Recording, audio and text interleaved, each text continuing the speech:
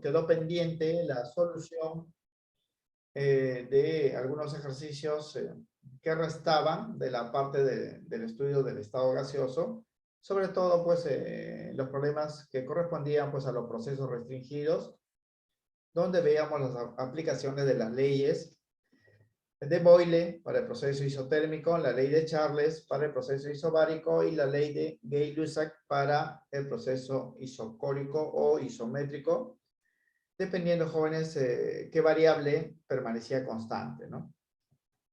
Vamos a explicar entonces la solución de esos ejercicios, recordando pues los conceptos que hemos tratado. En este ejercicio número 7, ¿no? Nos hablan pues que tenemos un tanque de 10 litros que está lleno de helio y está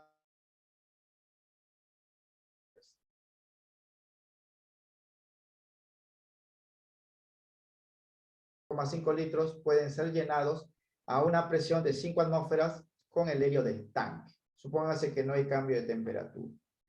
Entonces, como nos dicen que la temperatura es constante, vamos a aplicar, jóvenes, la ley de Boyle, ¿no? Que se aplica para los procesos isotérmicos.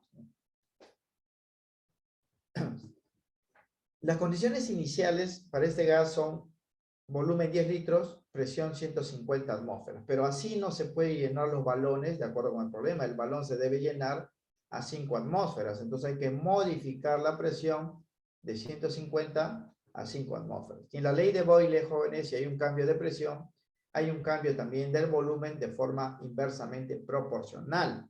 Porque la ecuación matemática que rige este proceso tiene la forma presión por volumen 1 es igual a presión por volumen 2. Aquí va a haber un cambio en la presión. De 150 vamos a pasar a 5 atmósferas, entonces el volumen va a ser distinto. Vamos a averiguar ese volumen final y una vez que ya estemos a las condiciones de llenado, vamos a averiguar cuántos balones se pueden llenar. Entonces, vamos a aplicar aquí la ley de Boyle para determinar el volumen que ocupará este. La ecuación matemática es esta, jóvenes, la ley de Boyle. No incluye la temperatura porque es constante. La presión inicial, acá le dan 150 atmósferas. El volumen inicial, 10 litros. La presión final, a la cual se le debe cambiar para llenar, ¿no?, en los tanques, es a 5 atmósferas. Y vamos a hallar el volumen final, ¿no? El nuevo volumen, porque el cambio de presión indica pues cambio de volumen. En el estudiante un techo me dice pues que la respuesta es 200. Vamos a ver. Reemplazando entonces, esto quedaría así, ¿no? La presión 2 o nueva presión para el llenado de 5 atmósferas, vamos a ir el volumen 2. Atmósfera se cancela, aquí sería 1500 entre 5, el volumen final sería 300 litros. Bien, ahora sí, disponemos, jóvenes, de 300 litros de helio a 5 atmósferas, que es las condiciones para llenar, y vamos a averiguar cuántos balones de 1,5 litros se podrán llenar. Acá el cálculo químico ya está hecho, el resto, jóvenes, es aritmética, ¿no? Si ustedes quieren averiguar cuántos balones de 1,5 litros se pueden llenar con 300 litros, hacen simplemente una división, ¿no? El número de balones sería el volumen total sobre el volumen de cada balón, ¿no? Y esta división sale en efecto 200. Ahora también lo pueden hacer por regla de 3, ¿no? Dicen un balón, 1,5 litros, X balones, 300 litros, ¿no? Y la respuesta pues es la misma. Entonces, la aplicación directa es esto acá, la ley de Boyle. Esto ya es una operación secundaria. 200 balones se pueden llenar. La clave sería la A para este problema. Bien, ejercicio número 8. En el enunciado dice lo siguiente, ¿no? Se comprime 50 litros de un gas ideal. Se comprime quiere decir que vamos a reducir su volumen, ¿ah? Que se encuentra, dice, a 17 grados centígrados y 780 mmHg, es su expresión, milímetros de mercurio, hasta ocupar un volumen de 30 litros. O sea, de 50 vamos a pasar a 30 litros. A la vez que la presión ha adquirido el valor de 650 milímetros de mercurio. O sea, ha cambiado el volumen, ha cambiado la presión. Y obviamente habrá cambiado también el volumen. grados Celsius. Bien, como observamos entonces en este problema, se están modificando las tres variables de estado, presión, volumen, temperatura.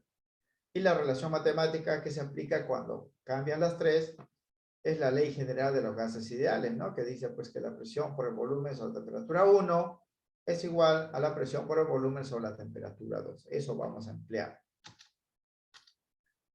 Entonces el problema indicado corresponde a un proceso isomásico, porque lo único que permanece constante aquí es la masa del gas, la cantidad de gas, ¿no? Varía la presión, varía el volumen y va a variar también la temperatura. Vamos a utilizar esta relación matemática, que es la ley general de los gases ideales, ¿no? Presión 1 por volumen 1 sobre temperatura 1, presión 2 por volumen 2 sobre temperatura 2. Igualamos esos términos. Pero hay que tener cuidado acá, porque la temperatura debe estar en la escala Kelvin, ¿no? Y los datos acá están en milímetros, en grados Celsius, ¿no? La presión sí no hay problema, porque puede estar en atmósferas o 700 o milímetros de mercurio, y el volumen en litros, ¿no? Entonces vamos a reemplazar este volumen acá, esta presión acá, pero la temperatura hay que convertirlo a Kelvin, y eso se suma a 273. La siguiente presión acá, el nuevo volumen acá, y vamos a hallar la temperatura final, que nos va a salir en Kelvin. Y luego vamos a dar la respuesta en la escala Celsius. Reemplazando entonces el término sería así, ¿eh? Presión 1, 780 milímetros de mercurio, volumen 1, 50 litros, temperatura 1, 17 más 273, ya está en Kelvin. Presión 2, 650 milímetros de mercurio, volumen 2, 30 litros, y voy a la temperatura 2. Se va a cancelar esta unidad de presión, esta unidad de volumen, y la respuesta sale en Kelvin, ¿eh? Entonces habría que operar acá 50 por este valor.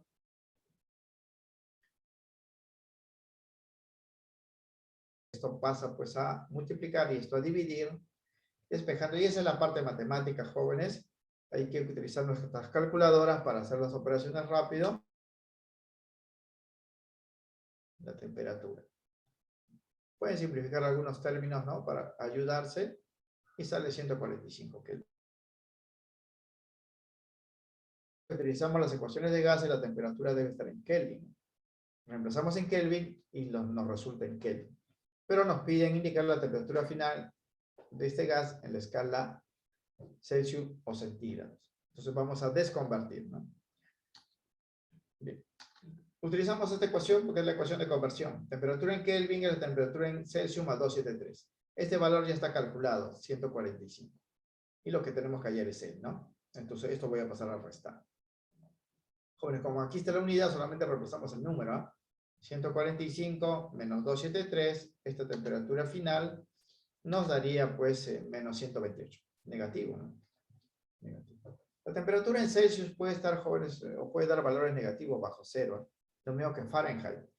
Pero las escalas absolutas, como el Kelvin y la Rankine, aquí se utiliza el Kelvin, siempre son valores positivos, por eso siempre hay que sumar 273.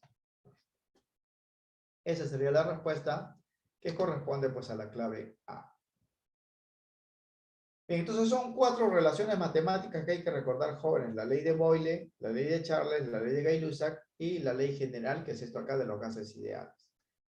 Todo ello surge de una sola ecuación que hemos dicho, que es la ecuación de estado, ¿no? PV es igual a nRT. Por lo tanto, pues si no recordamos esto, podemos aplicar 2 veces, ¿no? La ecuación de estado y cancelar todos los términos que se repiten mediante un cociente. Bien, para el ejercicio 9, dice: en un balón de acero se tiene 300 gramos de gas cloro a 17 grados centígrados. Si al calentarse, dice, la presión aumenta el 100%.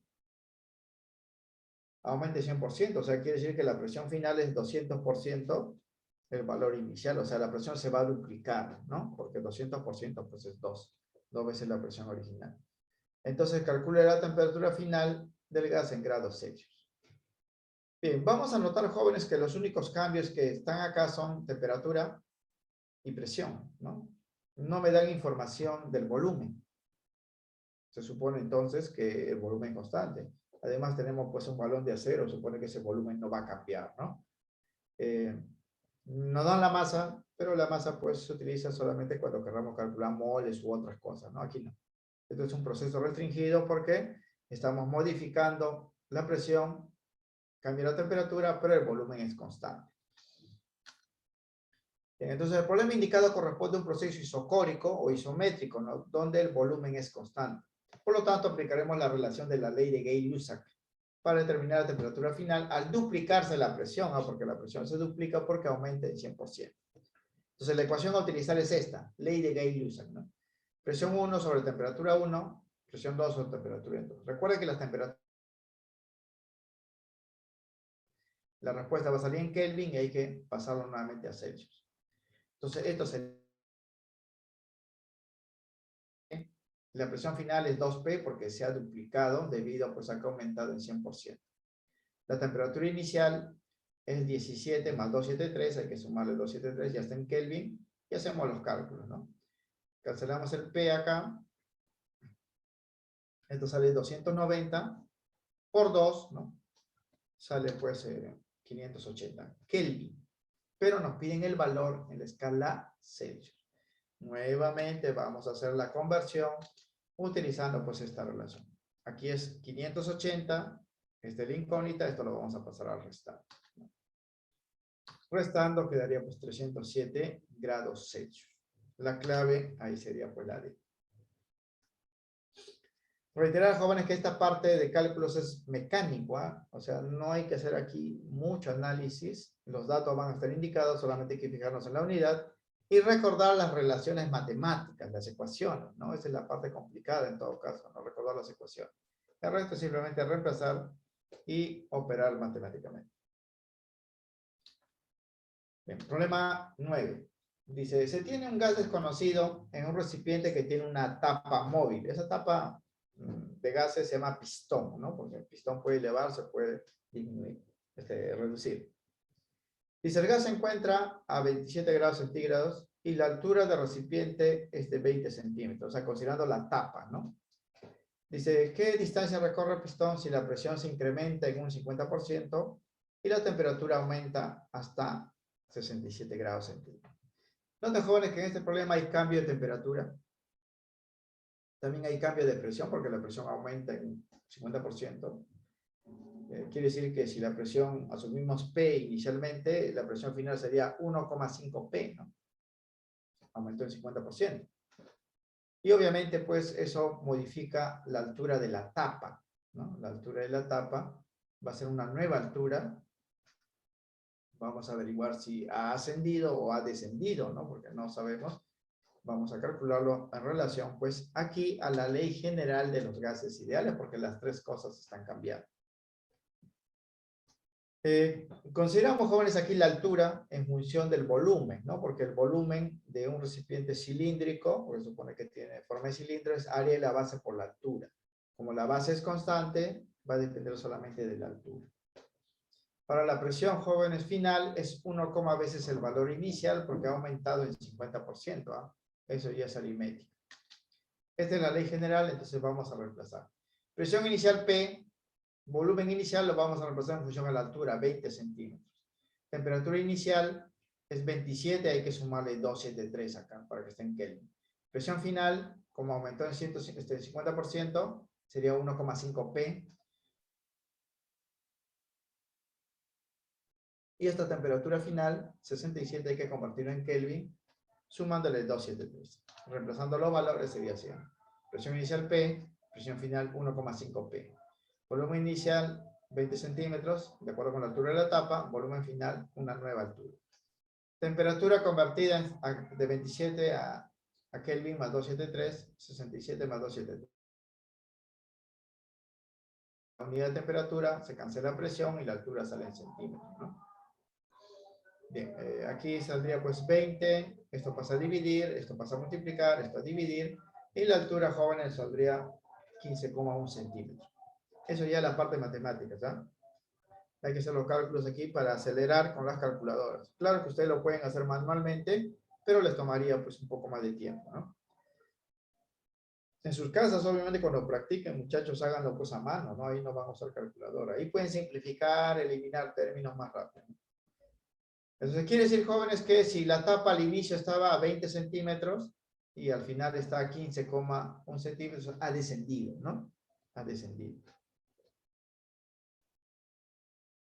¿Por qué ha descendido? Porque la presión ha aumentado, ¿no? Más presión, menos volumen, ¿no? Bien, el descenso debe ser acá, ¿no? De la tapa fue la variación de la altura, en todo caso, es de 20 centímetros, que era la posición inicial, 15,1 centímetros, que es la posición final, ha descendido 4,9 centímetros. Me piden lo que ha descendido, ¿eh? ¿De qué distancia recorre el pistón? Modifica las condiciones. Entonces aquí la clave sería la A. Aquí voy a cambiarlo, ¿eh? Debe ser el descenso de la tapa, ¿no? No es elevación. Ha descendido, porque al principio estaba a 20, luego bajamos pues a 15,1. Bien, problema 11.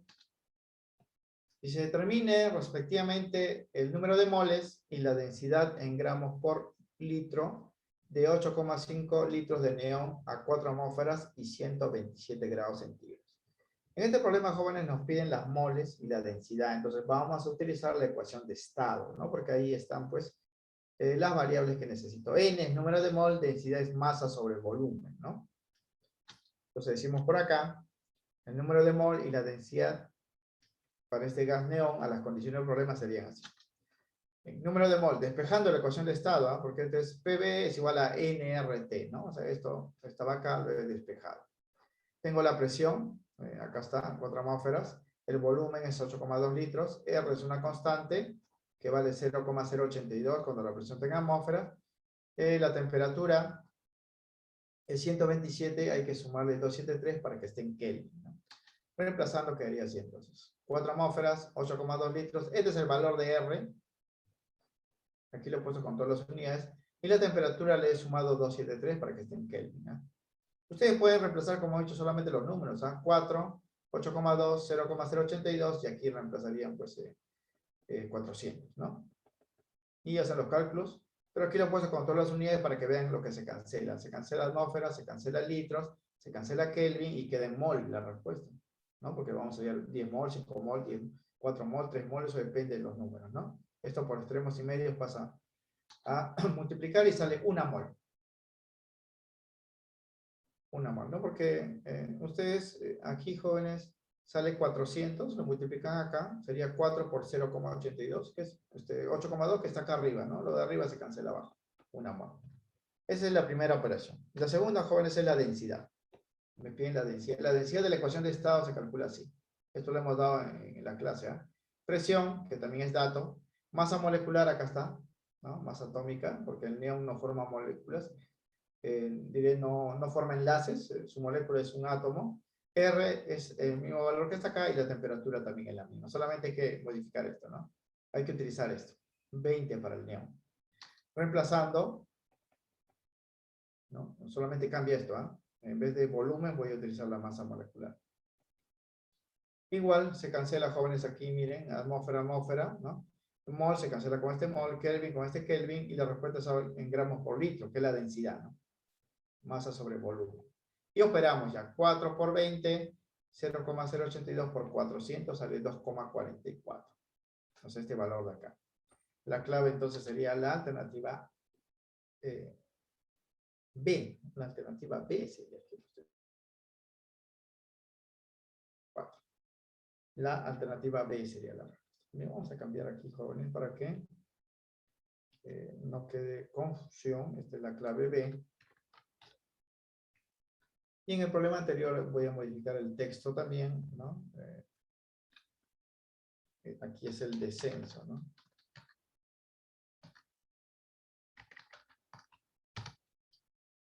De la tapa fue de esta diferencia. Bien, para el último ejercicio, sí hay que hacer un poquito de análisis, jóvenes, para obtener una ecuación simplificada, ¿no? Dice, una muestra de 2 gramos de un gas contenido en un recipiente de 1 litro a una temperatura y una presión dada, dice, se calienta hasta 127 y luego se deja escapar cierta cantidad de gas hasta alcanzar la presión inicial. Obviamente al calentar, jóvenes, va a subir la presión, ¿no? Pero para volver a la presión inicial, que es 700 milímetros de mercurio, se debe dejar salir un poco de gas, ¿no? Menos gas, menos presión. Va bajando hasta 700, ¿no? En estas condiciones preguntan cuántos gramos de gas escaparon. Bien, como voy a operar con masa, voy a utilizar obviamente la ecuación de estado. Lo que vamos a observar, jóvenes, es que va a haber una condición inicial y una condición final. En esa condición inicial y final, muchas cosas van a permanecer constantes. ¿Qué permanece constante? Por ejemplo, el volumen del gas, ¿no? Porque no hay cambio en el volumen, no me dice que hay cambio, ¿no? Otra cosa que permanece constante es la presión. La presión se va a elevar, pero de nuevo lo vamos a descender hasta el valor inicial. La presión permanece constante. Lo que sí cambia es la temperatura y cambia la masa, porque una parte va a escapar. Entonces yo voy a utilizar la ecuación de estado y voy a, jóvenes, anular todo lo que permanece constante. Permanece constante el volumen, la presión, R es constante y la masa molecular porque es el mismo gas. Es como si aplicásemos esta ecuación dos veces, ¿no? La primera, con los primeros datos y luego con los segundos datos y hacemos la división. Como algunos datos se van a repetir, se va a cancelar esto, se va a cancelar R, se cancela esto porque es lo mismo para las dos condiciones. Lo único que va a variar es la masa y la temperatura del gas, ¿no? Cuando ocurre eso, jóvenes, ustedes pueden establecer una ecuación directa, ¿no? Como la masa y la temperatura cambian, van a establecer esto, ¿no? O sea, todo esto lo pasan acá, esto va a ser constante, ¿no? Porque la presión no cambia, el volumen no cambia, la masa molecular no cambia, R no cambia, esto es lo único que cambia y pueden establecer esta relación. Masa 1 por temperatura 1 es igual a masa 2 por temperatura 2, ¿no? Porque así se obtiene la ley de Boyle, la ley de Charles, la ley de Gay-Lussac, la ley general inclusive, ¿no? Pueden hacerlo de frente acá. O también pueden aplicar, como le digo, o sea, la ecuación de estado dos veces para la condición inicial, luego hacer un cociente para cancelar el término porque le faltaría datos, ¿no? Van a cancelar lo que es constante, llegan a esto. Y podemos hacer los cálculos directos porque la masa inicial es 2 gramos. La temperatura inicial es 27, hay que sumarle 273 para que esté en Kelvin, ¿no? La masa final sería 2 gramos menos lo que es escapado. No sabemos cuánto escapado.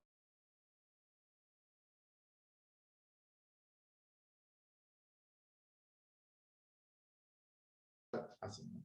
Vamos a asumir que la masa que escapa es A, ¿no? Eso, entonces al final nos quedaría pues lo que había al inicio menos lo que ha escapado, ¿no? Entonces se cumple esto.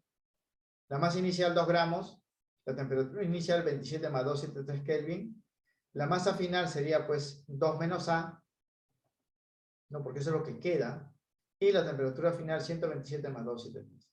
Se cancela esto de acá, aquí sale 300, aquí sale 400, pasamos pues a dividir,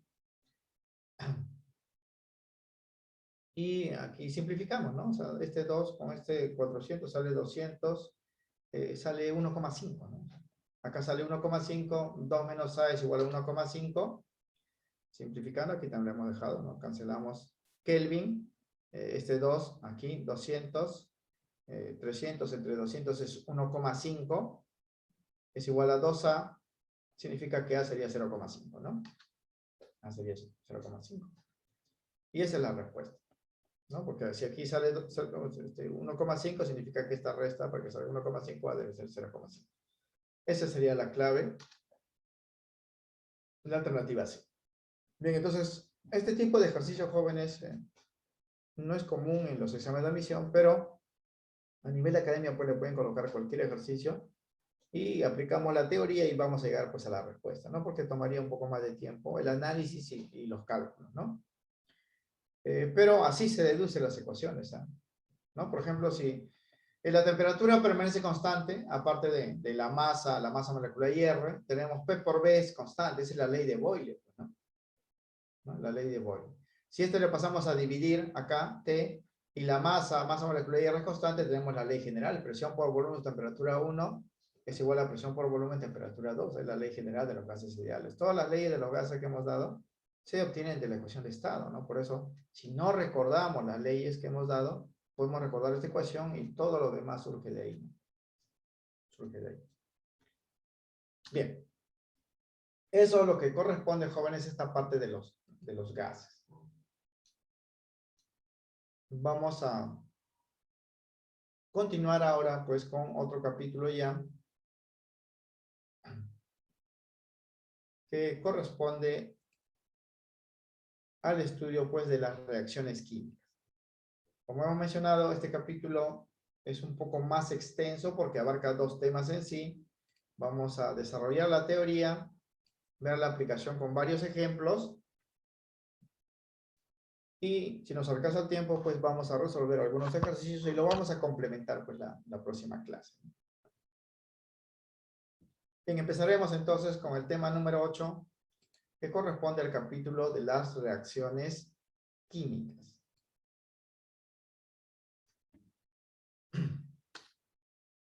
Bien, primero vamos a ver la parte teórica, ¿no? Vamos a definir qué cosa es una reacción química, vamos a ver, ¿no?, cómo reconocer una reacción química y vamos a representar a las reacciones químicas mediante pues, las ecuaciones y observando las ecuaciones vamos a clasificar los tipos de reacciones químicas. En la segunda parte es la parte cuantitativa, donde vamos a balancear esas ecuaciones utilizando métodos de balance para indicar, jóvenes, o conocer las cantidades de sustancias, reactantes y productos que van a participar en ello. ¿Qué es una reacción química, jóvenes? Se define como el cambio o transformación que experimenta la materia debido a la interacción con otras y o por efecto de la energía. Quiere decir que un material dado se puede transformar químicamente cuando hace contacto con otro material o simplemente si ese material lo calentamos, le aplicamos luz o electricidad o cualquier otra fuente de energía, podemos provocar una reacción. Eso quiere decir que no siempre, para que ocurra una reacción química, debe haber necesariamente dos sustancias, ¿no?, que están interaccionando. Puede haber solamente una y yo puedo utilizar la energía para transformarlo. En este proceso de transformación, jóvenes, se forman nuevas sustancias con propiedades y estructuras diferentes a las iniciales. Esta es la parte fundamental porque vamos a ver que la materia, en general, se puede transformar de dos maneras, ¿no?, en un cambio físico y en un cambio químico. El cambio químico es lo que vamos a ver en esta clase. A ese cambio químico le vamos a llamar reacción química, pero hay que saber diferenciarlo de los cambios que no son reacciones químicas, ¿no?, de los cambios físicos. En el cambio químico o reacción química ocurre esta parte de acá. Se forman nuevas sustancias con propiedades y estructuras diferentes a las iniciales. Van a estar formados por los mismos átomos, pero estructuralmente van a ser distintos, van a tener fórmulas diferentes de lo que tenían pues al inicio, porque los átomos se van a reordenar. Bien, evidencias de las reacciones químicas, ¿no? ¿Cómo darnos cuenta, jóvenes, que un cambio o transformación que estoy observando es una reacción química? Aquí vamos a hablar de algunos hechos, ¿no?, que se van a observar y que son inequívocos, ¿no?, para asegurar que tal cambio es en efecto una reacción química. Se puede afirmar entonces que las transformaciones que experimenta la materia corresponden a reacciones químicas. Aquí hay que tener cuidado porque también puede ser cambios físicos. Si observamos los siguientes hechos de forma directa o de forma indirecta. 4 hechos fundamentales. Claro que no todos se presentan al mismo tiempo, ¿no? Basta que haya uno, ¿no?, de ellos, yo puedo asegurar que tal suceso corresponde a una reacción química. El primero son hechos que lo podemos comprobar con nuestros sentidos. Se llama, pues, características organolépticas, se dice, ¿no? O sea, va a ocurrir en los materiales que se van a transformar cambios en el color, olor y o sabor, ¿no? Ahora, siempre y cuando, pues, el material lo podamos, pues, observar directamente, oler o saborear, ¿no? Si observamos cambios, ¿no?, de estos tipos, podemos asegurar, pues, que la transformación que estamos viendo corresponde a una reacción química.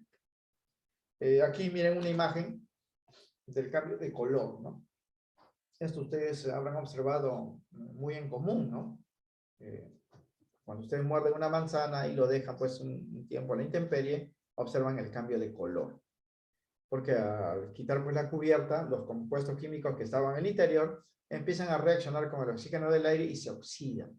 Y eso cambia, ¿no? Ese cambio de color es una evidencia que ha habido una reacción química. También puede haber cambio pues de olor, ¿no? Por ejemplo, en las carnes cuando se pudren hay cambios pues de olor, ¿no?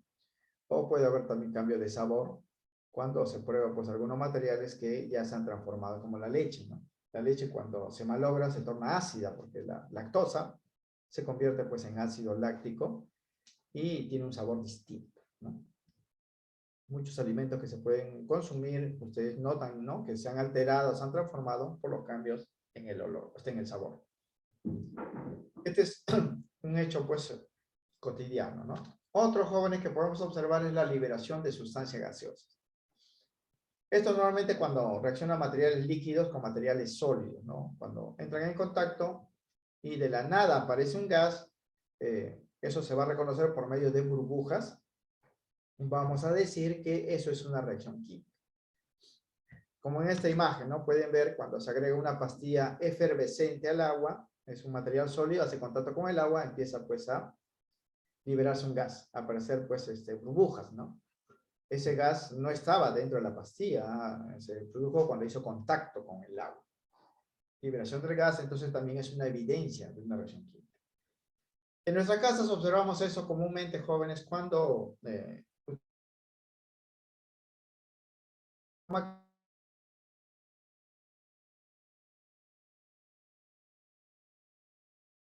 un gas. O cuando compran ustedes esos caramelos de soda, ¿no?, efervescente, también hacen contacto pues con la saliva y aparecen gas, ¿no?, burbujitas. La tercera evidencia es la absorción o liberación de energía. Siempre que hay una reacción química hay un cambio térmico, ¿no? Cambia en la temperatura. Esos cambios pueden ser pequeños, solamente pueden ser registrados con termómetros, o pueden ser muy grandes, dependiendo, jóvenes.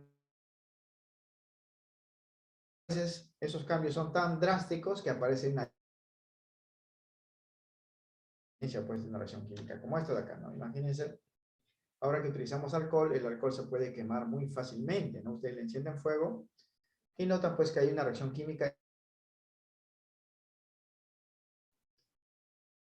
Liberación, en este caso, de energía, ¿no?, por medio de calor, fuego, luz, ¿no?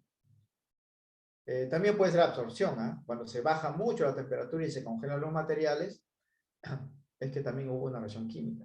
Hay casos, jóvenes, ¿saben?, que cuando dos materiales se congelarse, sin llevar al congelador, ¿eh? Yo no he bajado la temperatura, el contacto, ¿no?, de los materiales ha reducido tanto la temperatura que se ha congelado pues el material. Eso también es una reacción química. Evidencia de una reacción química. Y el cuarto, jóvenes, es la formación de precipitados, que son materiales insolubles. Esto normalmente se observa cuando reaccionan dos sustancias en forma de líquido, ¿no? Cuando hacen contacto, estos líquidos, se forma un material pues, que es insoluble y se va al fondo del recipiente. Eso se llama precipitado, ¿no? Se está agregando pues un líquido a otro líquido y el contacto genera pues un material amarillento acá, insoluble, que se va al fondo. Eso se llama precipitado. Precipitado, material insoluble. En casa podemos observar esos, jóvenes, cuando ustedes agregan, por ejemplo, el zumo de limón a la gaseosa Coca-Cola.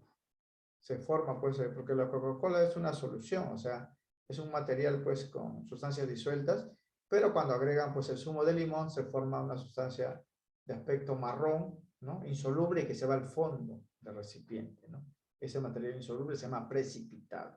Eso también es una evidencia de una reacción química. Bien, entonces estos cambios garantizan, jóvenes, que estamos observando un cambio químico, una reacción química, ¿no? Pero como hemos manifestado, no se presentan todos al mismo tiempo, ¿no? A veces se observa solamente uno de ellos, a veces se observa dos o hasta los cuatro, ¿no? Por ejemplo, cuando ustedes queman un papel, eso es obviamente una evidencia de una reacción química, porque hay fuego, pues, ¿no? Cambios térmicos, ¿no? Cuando ustedes fríen, pues, o preparan sus alimentos, igualito, ¿no? Cuando ustedes utilizan la lejía, ¿no?, para blanquear la ropa, es una reacción química también, porque hay cambio de color, ¿no? O cuando ven, jóvenes, que los metales se oxidan, se están combinando con otro, con el oxígeno, también pues es una evidencia, ¿no? El hierro es de color gris y cuando se oxida se torna rojizo, ¿no? Cambio de color, evidencia de una reacción química. Bien, pero esto, jóvenes, es a nivel de observación macroscópica, se dice, ¿no? Pero ¿qué ocurre exactamente con los átomos y las moléculas cuando se desarrolla una reacción química? Eso es lo que vamos a indicar a continuación. A nivel microscópico, jóvenes, los átomos como tal no alteran su identidad. Quiere decir que si empezamos con hierro y oxígeno, vamos a terminar con hierro y oxígeno, pero de una manera distinta, ¿no? Porque como los átomos van a interaccionar, se van a romper, formar nuevos enlaces y los átomos se van a reordenar. Se genera entonces en estos procesos ruptura de enlaces químicos y la formación de nuevos enlaces, por lo que se produce un reordenamiento de los átomos con la consiguiente aparición de nuevas sustancias. Cuando hablamos de nuevas sustancias no significa, jóvenes, que el hierro se ha convertido en cobre o el hierro se ha convertido en oro, ¿eh? Sigue siendo hierro, pero al estar combinado o al estar unido o al estar formando nuevos enlaces, ya es una nueva pues, sustancia, ¿no? Esto pasa, por ejemplo, en la oxidación del hierro, ¿no? El proceso ocurre así. Aquí tenemos una muestra, por ejemplo, de clavo de hierro. El hierro tiene esta apariencia, grisáceo, casi plateado. Aquí en esta muestra tenemos pues los átomos de hierro que están unidos mediante el enlace metálico. Hay miles y miles y miles de millones de átomos de hierro, ¿no? Este átomo de hierro lo podemos colocar en un recipiente e inyectar a ese recipiente oxígeno para oxidarlo de manera rápida, ¿no? También se puede dejar la intemperie, pero tardaría mucho tiempo, ¿no? En los laboratorios se hace más rápido. Necesitamos oxígeno, que es un gas incoloro, como hemos visto. Y dentro de este oxígeno hay miles y miles y miles de moléculas de la forma O2, unidos mediante enlace covalente. Cuando los mezclamos, ambos hacen contacto y ahí ocurren las rupturas, jóvenes, de los enlaces. O sea, se rompe el enlace metálico, se rompe el enlace covalente y el hierro y el oxígeno ya separados se reordenan, se unen, ¿no? Para formar lo que se llama la nueva sustancia, que en este caso sería el óxido de hierro. Y se vería pues así, ¿no? A medida que va transcurriendo el tiempo, se va formando el óxido, hasta que, si hay la suficiente cantidad de oxígeno,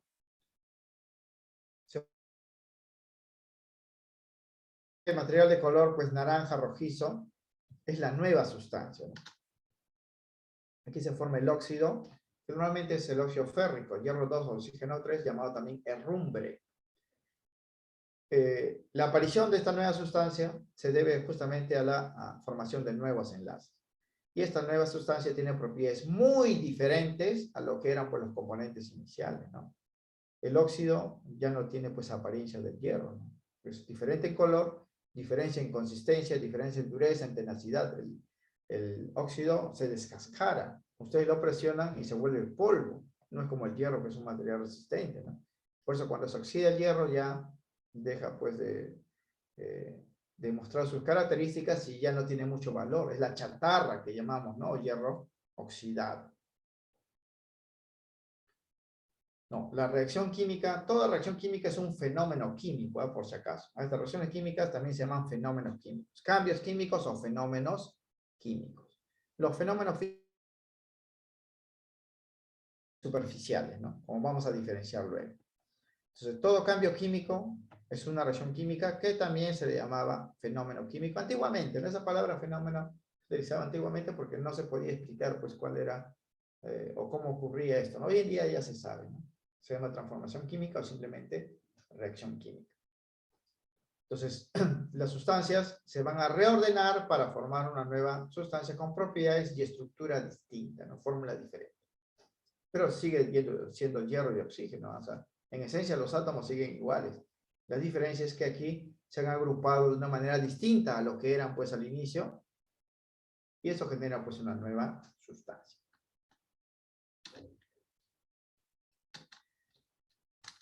Bien, otros cambios o transformaciones de la materia. Aquí vamos a hablar, jóvenes, de cómo diferenciar de los cambios físicos o fenómenos físicos. Hay que tener cuidado. La materia también se puede transformar sin la necesidad de aparición de nuevas sustancias. Cuando no aparece una nueva sustancia, quiere decir al inicio y al final la sustancia es la misma. Estos cambios se llaman físicos. Cambios físicos o fenómenos físicos. En estos procesos, el material original solamente modifica su apariencia, o sea, su cambio físico, la parte física, ¿no? Sus unidades estructurales no alteran su composición. Eso quiere decir que al inicio y al final del proceso, la sustancia se representa con la misma fórmula, ¿no? Porque sigue siendo el mismo material. Solamente cuando hay reacción química, ahí sí, la sustancia final tiene una fórmula distinta a la inicial. Pero en los cambios físicos no. Pues hay que saber diferenciarlos, ¿ah? Y en este cuadrito he colocado algunos ejemplos, casi con los mismos materiales, y cómo diferenciarlo, pues si están participando en un proceso físico o en un proceso químico, ¿no? Aquí vemos los cambios físicos, cambios químicos. Estos cambios químicos son reacciones químicas, ¿eh? Por ejemplo, la evaporación del agua. El agua, jóvenes, se evapora por absorción de calor, ¿no? Por calentamiento. Tenemos agua líquida y al final tenemos vapor de agua, pero sigue siendo agua. El vapor y el agua líquida se representan con la misma fórmula, H2O. Entonces, eso es un cambio, pues, físico, ¿no? ¿Por qué? Porque no aparecen nuevas sustancias. El vapor no es una nueva sustancia, es el mismo agua, ¿no? Solamente que ha cambiado de estado. Pero, acá en el cambio químico, si al agua le aplicamos corriente eléctrica, se genera ahí sí un cambio químico llamado electrólisis. La corriente eléctrica va a romper la molécula del agua, pues se llama lisis, y se van a separar por un lado el oxígeno y por otro lado el hidrógeno. El inicio y el final son distintos.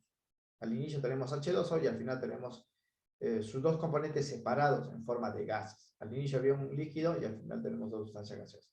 Esto es un cambio químico porque hay una diferencia, ¿no? En cuanto, pues, a las estructuras y a las propiedades de las sustancias iniciales. El agua no se comporta como el oxígeno, como el hidrógeno. Tiene comportamiento distinto. Diferencia, entonces. Fundición del hierro, otro cambio físico. El hierro, jóvenes, es un material sólido que cuando se calienta se puede derretir, poner en moldes y darle formas de acuerdo a las necesidades que tengamos, ¿no? Se pueden formar láminas, varillas o cualquier otra forma, ¿no? Pero este cambio, fundición del hierro, es un cambio físico porque primero vamos a tener hierro sólido al inicio y luego hierro líquido al final, pero sigue siendo hierro. Solamente ha cambiado de apariencia, ¿no? El estado físico. Eso es un cambio físico. Pero si hablamos de la oxidación del hierro, que vimos en el ejemplo anterior, ahí sí hay un cambio químico, porque el hierro y el oxígeno estaban separados al inicio y al final aparecen combinados en forma de óxido. Fórmulas distintas, propiedades diferentes. Conversión de la madera en serrín o acerrín, como ustedes le llaman, ¿no? La madera, jóvenes, es celulosa, ustedes lo pueden cepillar, ¿no? Y van a tener partículas pequeñas que viene a ser el acerrín. Pero en ese proceso de fragmentación no ha cambiado en nada la celulosa, ¿no? Sigue igual. Las fórmulas de sus unidades siguen siendo las mismas. Eso es un cambio físico. Pero si ustedes queman la madera, ahí la cosa cambia, ¿no? La celulosa que forma la madera se convierte en dióxido de carbono y agua, porque siempre que se quema, se libera un gas que es el dióxido de carbono y vapor de agua. Aquí sí hay nuevas sustancias porque tienen nuevas fórmulas respecto, pues, a la inicial. Licuación del cloro. El cloro, jóvenes, es un gas que se utiliza en la potabilización del agua. Se almacena en balones y por efecto de la presión, ese cloro se convierte en líquido y así se inyecta al agua, ¿no? Para potabilizar. Este proceso de licuación es un proceso físico. ¿Por qué? Porque primero vamos a tener cloro gaseoso y luego vamos a tener cloro líquido al final, ¿no? Pero sigue siendo cloro. No ha cambiado en nada el cloro.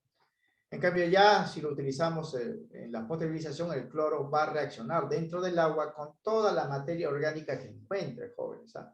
Si encuentra virus, bacterias, parásitos, hongos, los va a destruir. Lo va a destruir. ¿Y por qué? Porque el cloro con la materia orgánica forma compuestos clorados que son veneno, ¿no? Para los seres vivos y es por eso que mueren, pues, estos cuerpos, ¿no? Estos patógenos. Bueno, o sea, aparecen nuevas sustancias que son compuestos clorados, que son básicamente, pues, similares a los insecticidas, por eso matan, ¿no? A los microorganismos patógenos que hay en el agua en el proceso de potabilización. Vamos a tener, pues, la materia orgánica al inicio y los compuestos clorados al final, porque va a haber una combinación de ambos. Entonces, noten la diferencia. Los cambios físicos son cambios sencillos, ¿no? En cambio, las reacciones químicas, los cambios químicos son bastante complejos. ¿Por qué? Porque aparecen nuevas sustancias en su formación. Entonces, para los problemas, me pueden dar una lista a mí de reacciones o de cambios que experimenta la materia y me pueden indicar cuáles de ellos son físicos, cuáles son químicos. En los físicos, el material inicial y final es el mismo. En los químicos, el material inicial y final son diferentes, ¿no? En fórmula, en estructura, en propiedades. Bien, eso en cuanto a la parte, pues, teórica, ¿no? De este primer bloque. En la parte práctica, jóvenes, del estudio de las reacciones químicas, son sus representaciones. Cómo escribir ¿no? Utilizando símbolos y fórmulas, lo que ocurre en una reacción química. Esto se llama ecuación química. Toda reacción química se puede representar de forma esquemática con una ecuación química. En esta ecuación química se emplean los símbolos y fórmulas de las sustancias que se transforman y de las sustancias que se van a obtener como producto. Así también se pueden indicar los estados físicos, ¿no?, de los materiales que van a participar, si son sólidos, líquidos, gaseosos. Además, se pueden indicar otros parámetros en la ecuación, como la energía, ¿no? Si se ha utilizado calor para llevar a cabo la reacción, luz, electricidad u otra fuente de energía, ¿no? También se pueden incluir sustancias que aceleran las reacciones químicas, como los catalizadores. Eso ya depende de las necesidades de información que se necesite, que se requiera, ¿no?, para los problemas. O sea, una ecuación química puede tener mucha información o poca información. Ustedes van a utilizar aquellas de acuerdo pues a lo que necesiten, ¿no? Por ejemplo, para la reacción química del metal zinc con el ácido muriático, se tiene esta ecuación química. Se escribe así la ecuación química. El zinc, como es un elemento químico, se utiliza un símbolo para representarlo. Aquí está indicado en su índice S, que indica que es un material sólido. El ácido clorhídrico, que forma el ácido muriático, ¿no?, se representa como H-cloro, y se indica en su índice AC, que indica que está dentro del agua, medio acuoso se dice. Luego se pone una flecha, porque estas son las sustancias que van a dar inicio a la reacción, y luego de la flecha se colocan los productos de la reacción. Ahí aparece una sal, que es el cloruro de zinc, que se queda dentro del agua, en medio acuoso, y aparece un gas que sale en forma de burbujas, que es el hidrógeno. Aparte, hay cambios térmicos, se libera calor. Toda ecuación química entonces se va a representar de esta manera, con sustancias iniciales y con sustancias finales. A las sustancias iniciales se van a llamar reactivos o reactantes. O también se le puede llamar materias primas, ¿no?, porque ellos son los que van a iniciar la reacción. Y las sustancias que se obtienen se llaman productos o resultantes. Esto siempre va a estar separado por una flecha en un solo sentido o puede ser en doble sentido. Eso depende también del tipo de reacción química que tengamos. Cuando es un solo sentido se llama reacción irreversible. Significa que no podemos retornar hacia atrás, ¿no? Una vez que se obtienen los productos, ahí queda, termina la reacción. Pero vamos a ver más adelante reacciones en doble sentido, que son reacciones reversibles, ¿no? O sea que estos reactantes pueden formar los productos y a la vez los productos pueden regenerar a los reactantes. Pero en este caso vamos a ver solamente reacciones con una sola flecha, o la mayoría de ellas van a tener pues una sola flecha. Recordar entonces estos nombres, ¿ah? Las sustancias iniciales se llaman reactivos o reactantes y las sustancias finales se llaman productos o resultantes. Aquí estamos incluyendo, aparte de símbolos y fórmulas, los estados físicos y la energía pues involucrada. Ahora, esta reacción, jóvenes, ustedes lo pueden llevar en casa de forma cuidadosa, ¿no?, para que vean pues cómo ocurre la reacción química, ¿no? El ácido muriático se compra en la ferretería, lo pueden vaciar a un recipiente pues de vidrio, con cuidado, porque es un material corrosivo, y luego, jóvenes, de una pila, le quitan la cubierta metálica que es zinc, y lo sueltan, ¿no?, en el recipiente con esto se libera un gas, aparecen burbujitas, ¿no?, que es este gas hidrógeno. Y el zinc poco a poco se va disolviendo hasta desaparecer, porque se va a transformar en cloruro de zinc, o sea, se va a combinar con el cloro, que ya no se va a ver porque está disuelto, pues, en el agua del ácido. Esto se puede ver en imagen así, jóvenes, ¿eh? Acá hay un tubo de prueba con el ácido muriático, que es el H-cloro, y se ha colocado pues un trozo de zinc en espiral. Ni bien entre contacto, jóvenes, aparecen estas burbujas. Significa que se está liberando un gas y ese gas es el hidrógeno. Está escrito acá. Esta es la reacción. Esto lo veríamos en laboratorio y esto lo vamos a ver en clase, ¿no?, porque como aquí todo es teórico, no vamos a ver la reacción química en sí, lo que vamos a ver es la ecuación química, su representación, donde los detalles se indican en esta parte, ¿eh? S, L, representan los estados físicos de los materiales que están reaccionando y se están obteniendo. S sólido, C, estado acuoso o medio acuoso o disuelto en agua, G, estado gaseoso, L, estado líquido. La flecha indica el sentido de la reacción. Un solo sentido, reacción irreversible. y separa pues a los reactantes de los productos. Y cada sustancia tiene un número adelante de ellos que se llama coeficientes que balancean la ecuación. Eso para contabilizar los átomos. Decimos un átomo de zinc acá, acá hay un átomo de zinc. 2 hidrógenos, acá están los 2 hidrógenos, ¿no? 2 cloros, acá están los 2 cloros, ¿no? Balancean la ecuación. Esta es una ecuación sencilla. Hay ecuaciones más complejas que para llegar a estos números se requiere ya procedimientos más largos. Eso se conoce como método de balance. Pero por el momento vamos a ver solamente las ecuaciones.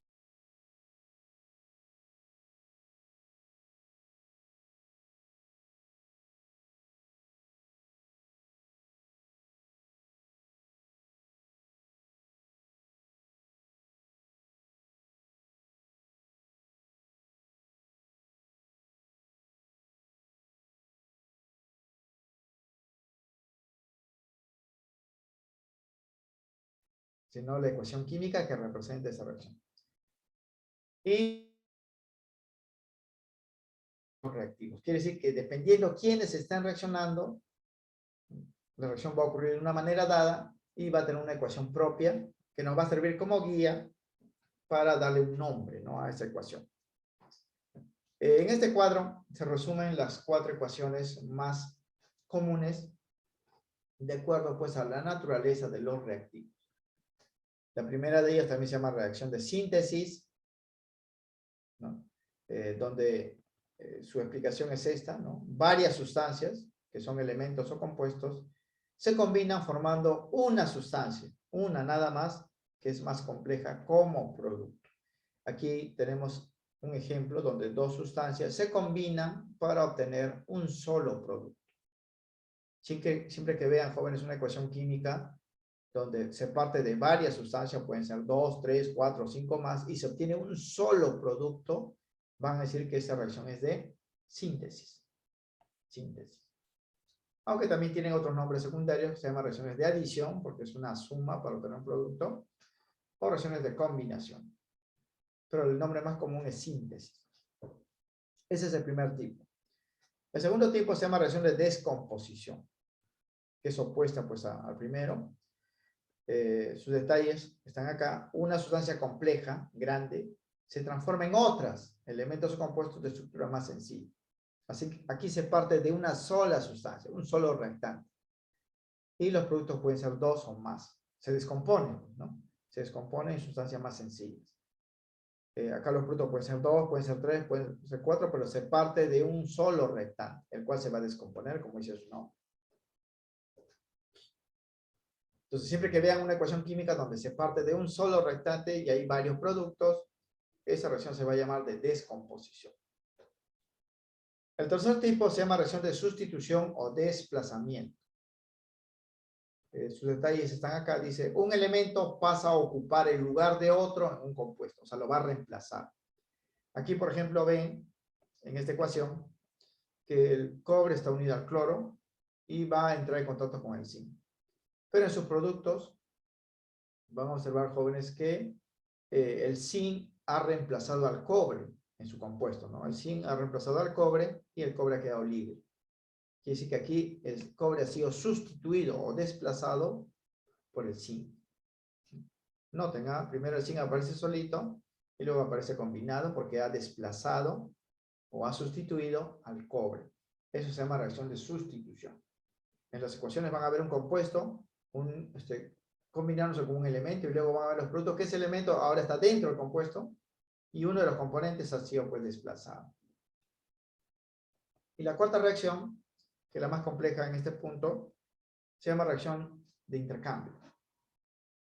Los detalles indican acá de cómo ocurre. 2 elementos de compuestos distintos intercambian sus posiciones obteniendo nuevos compuestos. Intercambian, no intercambian posiciones. Fíjense acá, el sodio está unido al cloro, la plata unida al NO3 llamado nitrato, pero en su producto han intercambiado posiciones, ¿no? Miren, ahora en el producto el sodio se une con el nitrato, ¿no? Y el cloro se une con la plata. Ha intercambiado, ¿no? Él con él con él. Intercambio, ¿no? Nuevas fórmulas, nuevas sustancias. Eso se llama reacción de intercambio. Estos son los 4 tipos más comunes que vienen a nivel pues, de examen de admisión. Estas reacciones de síntesis Se conocen también como reacciones de adición o combinación. Por si acaso, en los problemas le pueden llamar también, en vez de síntesis, adición y combinación. Mientras que estas reacciones de intercambio, ¿no? Estas reacciones de intercambio también tienen un nombre adicional. Se conoce como reacciones de metátesis o doble desplazamiento, ¿no? Doble desplazamiento porque han sido desplazados dos componentes. Han intercambiado los componentes, ¿no?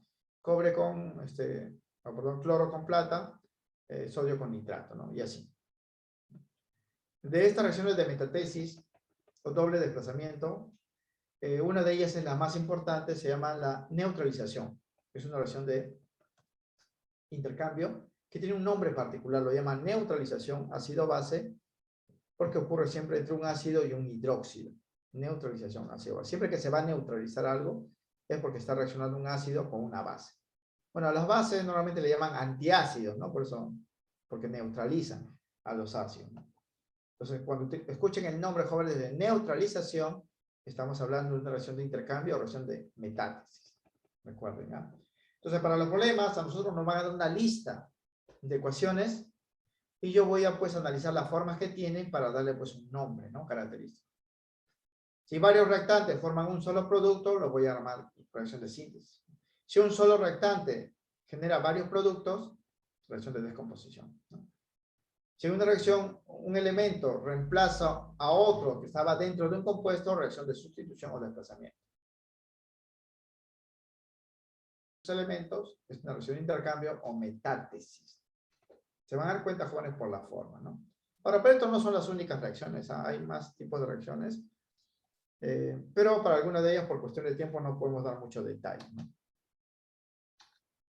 Además, jóvenes, de la naturaleza de la sustancia, se pueden considerar dos tipos de reacciones adicionales. Aquí vamos a mencionar solamente los nombres. Estas dependen, jóvenes, de la energía involucrada en el proceso. O sea, ya no de la forma de la ecuación, si hay un solo reactante, dos productos, nada, si hay un intercambio, no. Aquí se analizan solamente las energías.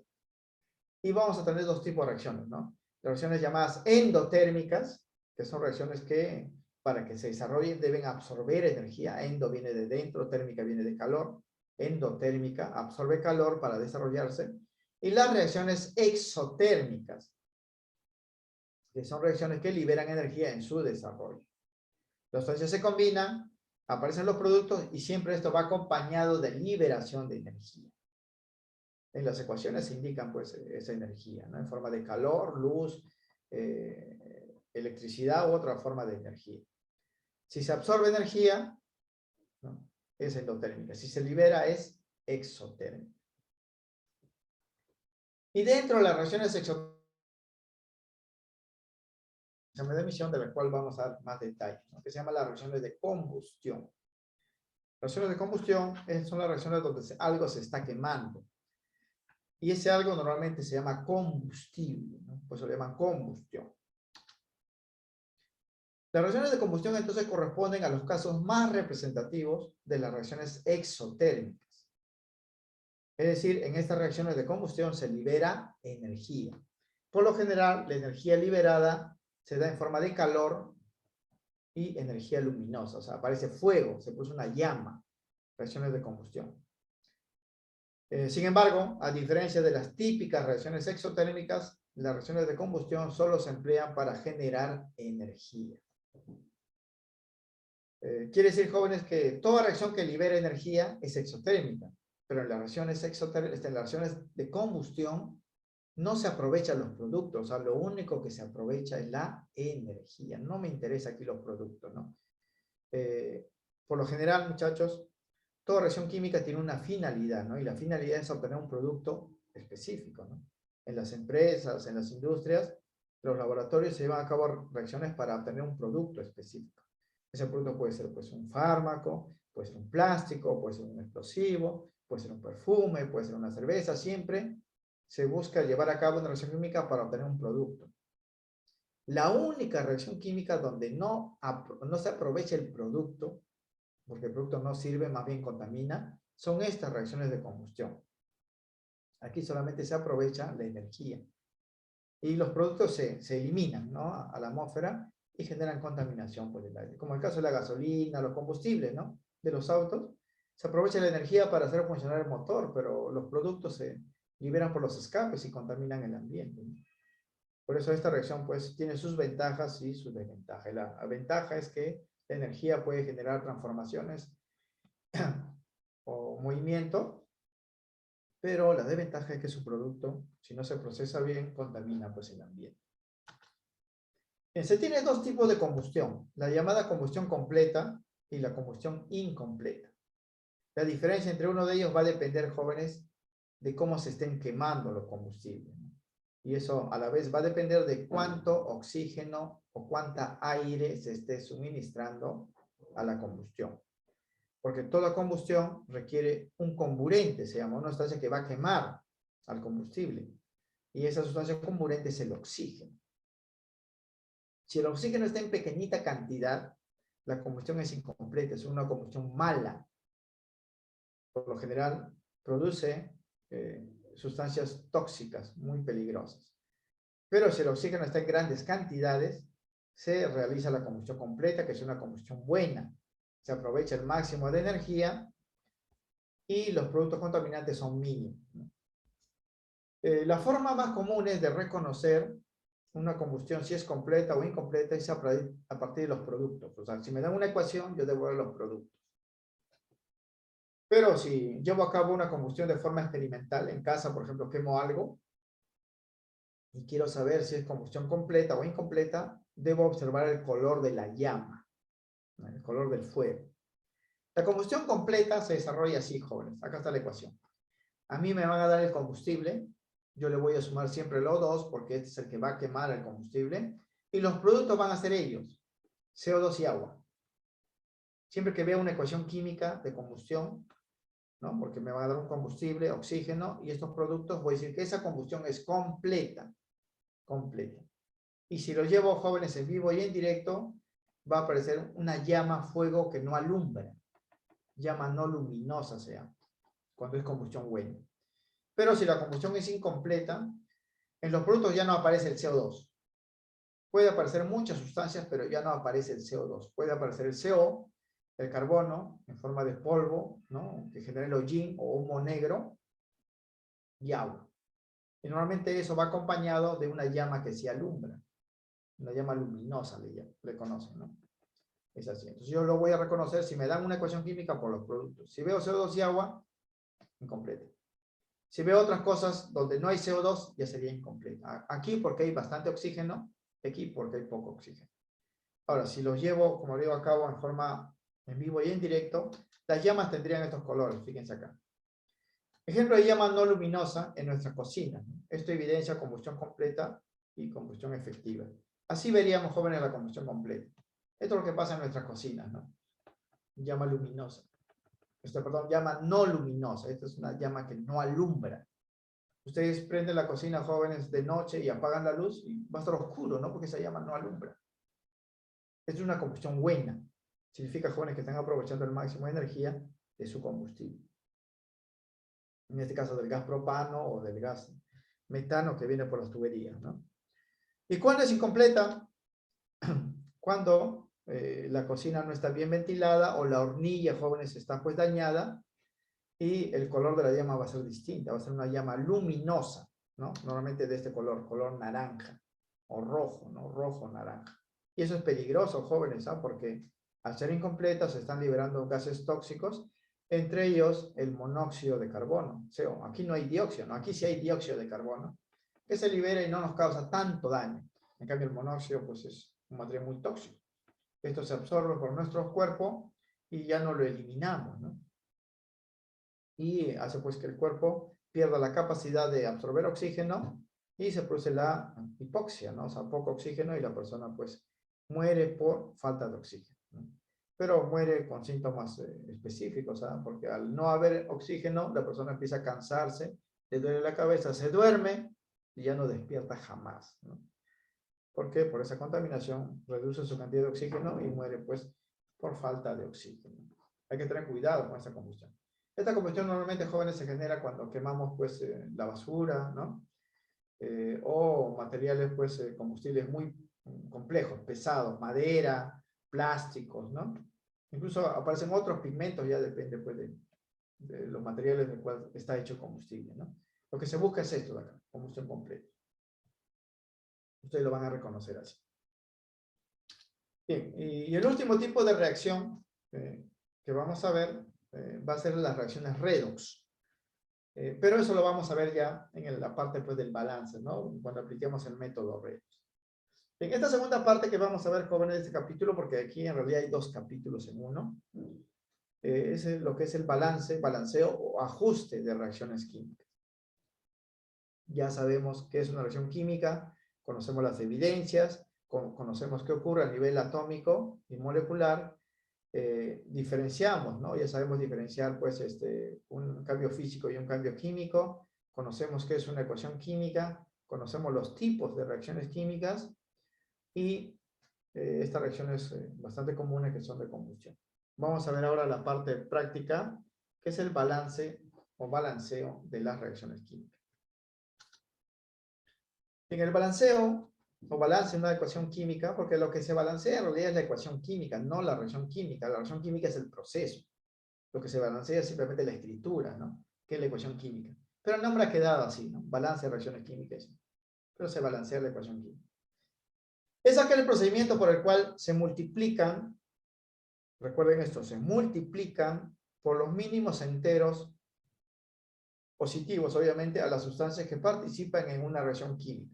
Se va a multiplicar, ¿no? O sea, vamos a tener símbolos y fórmulas y a ellos se les va a multiplicar por los mínimos enteros positivos con la finalidad de que la cantidad de átomos de los diferentes elementos químicos en ambos miembros de la ecuación, o sea, los miembros de los restantes y productos, sean iguales. La cantidad de átomos de todos los elementos deben ser iguales en ambos lados de la ecuación. Si tenemos hierro, por ejemplo, 5 átomos en el primer miembro de la ecuación, en el lado de los restantes debe haber 5 átomos de hierro en los productos, para que la ecuación esté bien escrita. Esto, jóvenes, se debe a que en toda ecuación química, toda reacción química debe cumplir la ley de conservación de la materia, ¿no? Que dice pues que la materia en el universo no se crea, en términos de masa, ¿no? No se crea ni se destruye, solo se transforma. La cantidad total de átomos que ingresa pues en una reacción química debe ser igual a la cantidad total de átomos que salen al final de la reacción química, ¿no? No hay pérdida pues de átomos ahí, por eso se hace el balance.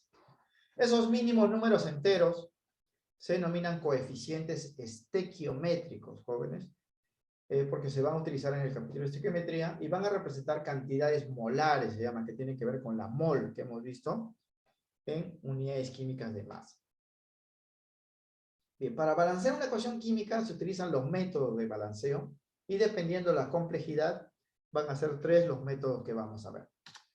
La primera de ellas se llama pues, el método del tanteo o simple inspección, porque así tanteando o a simple vista vamos a colocar los coeficientes y hacer que la ecuación cumpla con esta condición de que en ambos lados de la ecuación la cantidad de átomos debe ser la misma.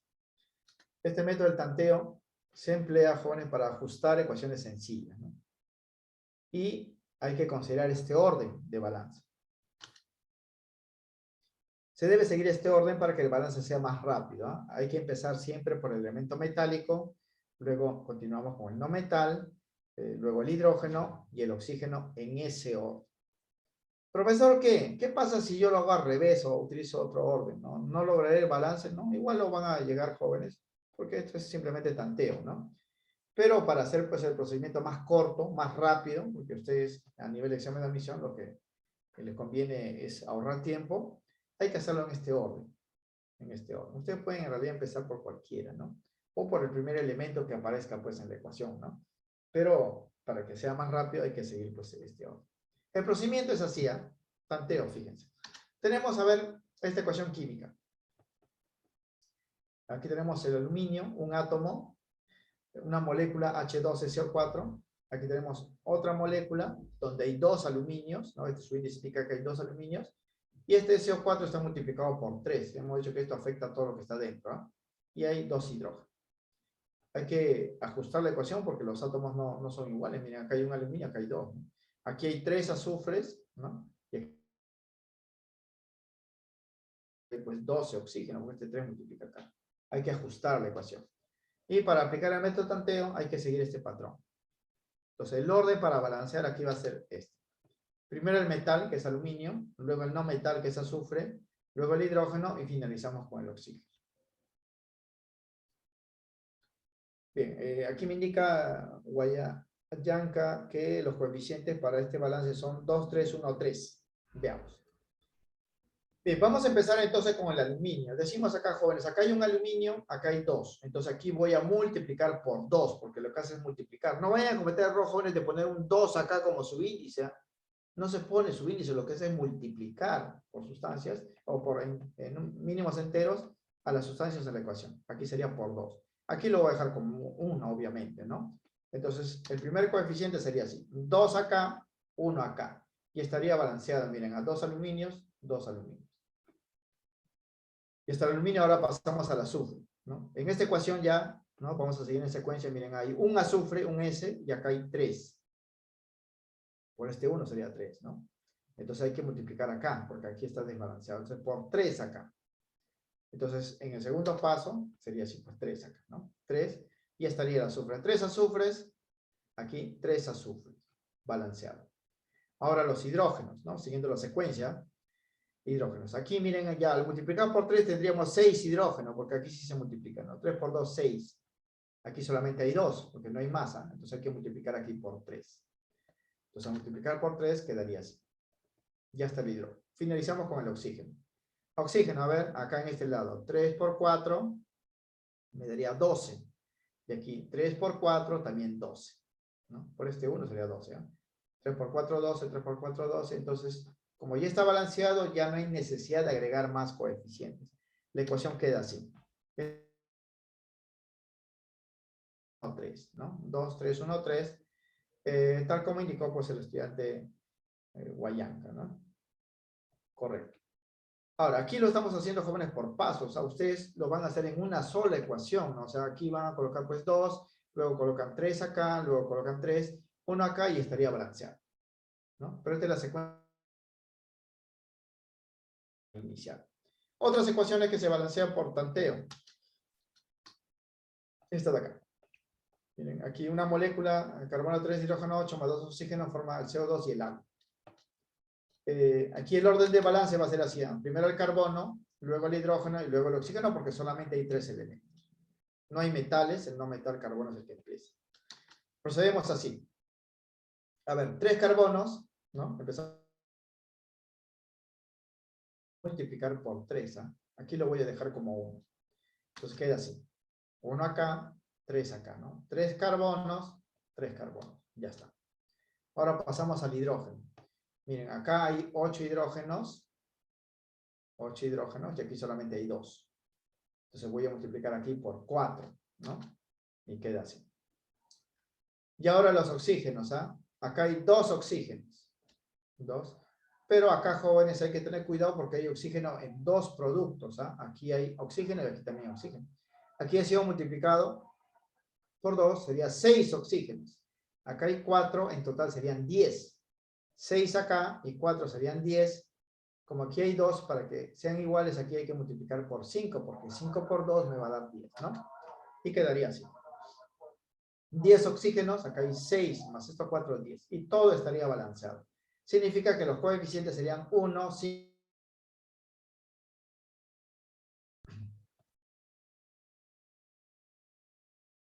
1, 5, 3 y 4, como indica pues el estudiante Cristín, ¿no? Correcto, entonces el balance. Hay que tener cuidado, ¿ah? En este caso, en el caso anterior, jóvenes, había pues oxígeno en un solo lado, ¿no? Acá hay oxígeno 2, entonces hay que sumar 6, con estos 4 oxígenos 10, aquí 5 por 2, 10, ¿no? Si yo multiplico, jóvenes, por 10 acá, se duplicaría, sería 20, pues debe ser el mínimo, ¿no? 5 por 2, 10. En otra ecuación. Acá.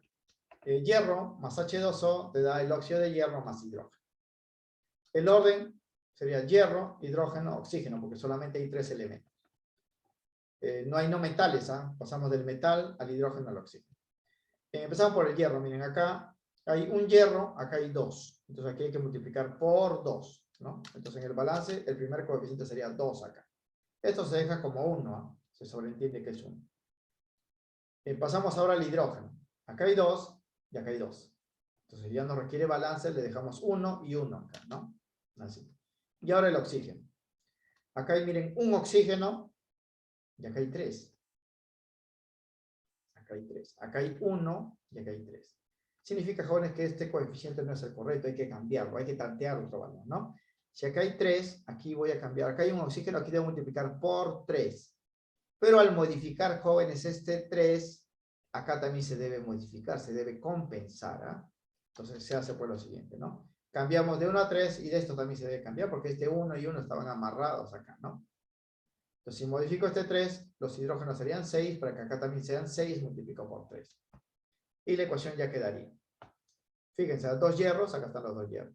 6 hidrógenos, acá están los 6 hidrógenos. 3 oxígenos, 3 oxígenos. Balanceado. Entonces, eso es el método del tanteo. Aquí lo estamos haciendo, como digo, por pasos, jóvenes. Ustedes lo pueden hacer todo en una sola ecuación. Ahora, no siempre el coeficiente que ponga primero va a quedar pues hasta el final, ¿no? Como aquí, se puede cambiar en el transcurso, jóvenes. Eso depende ya de la necesidad, ¿no? Pues es tantear. No siempre los primeros numeritos que voy a colocar van a resultar pues la respuesta, ¿no? Hay que tener cuidado. Ahora, una vez que tenemos ya los coeficientes, les pueden pedir, jóvenes, suma de coeficientes, ¿no? Inclusive, jóvenes, esto, a veces esto ya no se coloca, se pone pues simplemente el símbolo y la fórmula de la sustancia. El 1 se sobreentiende, ¿no? Pero nosotros vamos a colocarlo para incluirlo pues en la suma y no cometer errores. Le pueden pedir suma de coeficientes de los productos, esto sería solamente estos valores. Suma de coeficientes de los restantes, serían estos valores. Suma de coeficientes totales, ya serían para todo, ¿no? O para una sustancia específica también le pueden pedir. Bien. Pero ¿qué pasa, jóvenes, si la ecuación se hace más compleja, es más grande, tiene más sustancias? Se utiliza ya otro método de balance llamado el método algebraico o método por coeficientes indeterminados. Esto van a utilizarlo ya cuando vean que el tanteo no les resulta. Van a demorar mucho o están colocando, cambiando, borrando, cambiando muchas veces, entonces van a notar que le toma mucho tiempo, mejor procedan con este método. El método algebraico es una extensión del método de tanteo. Es el mismo tanteo, solo que se aplica a ecuaciones más complejas. Consiste el método en asignar coeficientes literales, o sea, letritas en minúscula normalmente, llamados coeficientes indeterminados, a cada sustancia en la ecuación química, ¿no? A los restantes y los productos, coeficientes letras. Normalmente las letras del abecedario, ¿no? En orden del abecedario. Y que van a ser los coeficientes de la sustancia. Luego se aplica el método del tanteo, o sea, siguiendo el orden metal, no metal, hidrógeno, oxígeno, y se va a formular una serie de ecuaciones algebraicas que van a ser resueltos pues, por matemáticas, ¿no? Por eso lo llama también método algebraico. Para resolver ese sistema de ecuaciones se le asigna a una de las letras, ¿no? Las variables, de manera arbitraria, un valor numérico, ¿no? Empezando por el 1, ¿no? O sea, como mínimo debe ser pues 1, ¿no? Porque los coeficientes deben ser enteros y positivos. Pero en realidad se le puede asignar cualquier valor para que el sistema de ecuaciones se resuelva pues más rápido, ¿no? Más rápido. La regla dice pues hay que asumir el valor de la unidad. Los coeficientes que nos van a salir al final van a ser fracciones, y fracciones no se pueden colocar pues en la ecuación, ¿no? Lo que se hace es esas fracciones convertirlos en enteros, multiplicándolos a todos por un mismo valor y luego recién reemplazar. Pero para evitar esos pasos más largos, ya y con criterios matemáticos, jóvenes, porque ya se depende de las matemáticas, ustedes tienen que dar cuenta qué valor asumir, ¿no? Pero debe ser, jóvenes, un valor mínimo, ¿eh? Ahora, pueden asumir también un valor así cualesquiera, y les puede salir valores grandes y pueden simplificar, ¿no? Luego, ¿no? Hasta para llegar al mínimo. Pueden simplificar. Pero la regla dice asumir pues el valor de la unidad. Una vez que determinamos los valores, resolviendo el sistema de ecuaciones, estos van a ser reemplazados en la ecuación original y cada valor pues representa el coeficiente de la sustancia respectiva. Esto se aplica así. Aquí tenemos esta ecuación, por ejemplo, miren, ya es más larga, ¿no? Tiene 1, 2, 3, 4, 5, 6 sustancias. Entonces, si ustedes proceden por tanteo, lo van a balancear, jóvenes, pero les va a tomar mucho tiempo. No van a estar colocando, borrando, colocando, borrando. Entonces, cuando ya pues le toman mucho tiempo, o se den cuenta, ¿no? Que les va a tomar mucho tiempo, vamos a aplicar pues este método. El primer paso consiste, jóvenes, a cada una de estas sustancias les vamos a asignar una letra como coeficiente. Ahí le voy a asumir E y F. ¿No? Si hay más, se continúa. Pues si hay menos, queda pues en menor cantidad. Estos son los coeficientes de la ecuación. Y nosotros vamos a suponer que la ecuación con esos coeficientes ya está balanceada. Y si está balanceada, se debe cumplir que la cantidad de átomos en ambos lados de la ecuación es la misma. Quiere decir que si aquí hay A potasios, ¿no? Acá, aquí sería pues E potasio, ¿no? O sea, la misma cantidad. A es igual a E. A debe ser igual a E. ¿No? Estos dos números deben ser iguales. Y así se va a ir formando ecuaciones que al final van a ser resueltas, ¿no? Por el método del tanteo se va a aplicar. Entonces vamos a aplicar el método del tanteo en este cuadrito. Vamos a balancear los elementos en este orden. Primero los metales, ¿no? Potasio es metal, manganeso es metal. Luego no metal, el único no metal es el cloro. Luego el hidrógeno y el oxígeno. Siempre en ese orden hemos dicho, ¿no? Empezamos por el potasio. A ver, primer miembro de la ecuación. Aquí hay A átomos de potasio, porque A es un número, ¿no? Si esto fuese 3, diríamos 3 átomos de potasio, ¿no? A átomos de potasio, buscamos en el segundo miembro, potasio está acá, solamente hay E átomos de potasio. Entonces tenemos la primera ecuación. A igual a E, decimos, ¿no? Pasamos ahora al manganeso. En el primer miembro también hay A. Y en el segundo miembro, acá hay C manganesos, ¿no? C manganesos. Decimos A igual a C. Segunda ecuación. Pasamos al cloro. En el primer miembro acá hay B cloros, ¿no? B cloros. Y en el segundo miembro hay que tener cuidado porque hay cloro en 3 compuestos. Hay que sumar coeficientes. En el primer compuesto hay 2C. En el siguiente hay 2D. Y en el siguiente hay E, ¿no? Entonces acá hay 2C cloros, 2D cloros y E cloro, ¿no? Porque multiplica por 1. Entonces, acá hay B cloros, decimos este B es igual a 2C más 2D más C. Significa que ahí ya me doy cuenta, jóvenes, que este B debe ser un número grande, ¿eh? Porque incluye varios números. Pasamos ahora al hidrógeno. Acá hay B hidrógenos, primer miembro, solamente en este lado. Y en el segundo lado, hidrógeno está acá, 2F. 2F. Entonces decimos B es igual a 2F. Y finalizamos con el oxígeno. Aquí oxígeno hay 4A, 4A, el único lugar A, 4A, igual oxígeno acá, solamente F, ¿no? Decimos entonces 4A igual a F. Y luego hay que resolver este sistema de ecuaciones. Para ello, jóvenes, hay que dar pues el valor a uno de ellos. Normalmente, jóvenes, a la variable o la letra que más se repita para reemplazarlo y resolver el sistema de ecuaciones pues más rápido. Uno pensaría que deberíamos darle A, ¿no? Porque A se repite acá, acá y acá. Pero en realidad basta darle pues a E. A F puedo conocer a B y aparte, ¿no? De conocer a conozco a E y a C, ¿no? Pero ¿qué valor le doy a F, no? Si le doy a F 1, A, esto tendría que pasar a dividir, sería un cuarto, ¿no? Un cuarto, y sería pues un coeficiente fraccionario. Y yo no puedo colocar por fracciones acá.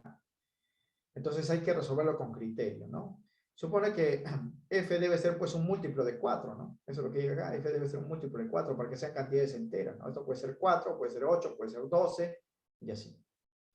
Entonces, la regla matemática, jóvenes, ya criterio matemático es que si a la variable que ustedes le van a dar el valor, denle pues un valor que es un múltiplo del mayor coeficiente en el sistema de ecuaciones. O sea, el mayor coeficiente aquí es 4. Entonces, F debe ser un múltiplo de 4. Puede ser 4, puede ser 8, puede ser 12, puede ser 16. Y ustedes van a tanteando llegar pues a que todos los valores van a salir enteros si ustedes asumen que F vale 8. ¿No? Porque si F vale 8, van a hacer, miren los cálculos rápidos, ¿ah? Si F vale 8, este 4 pasa a dividir, A valdría 2, ¿no? A valdría 2. Claro, pues este vale 8, reemplazan acá, esto va a dividir, A valdría 2. Ahora, si F vale 8, B valdría 16, ¿no? Porque B vale 2F, entonces B valdría 16. Y ya de eso concluían que este número era grande, pues miren, 16, ¿no?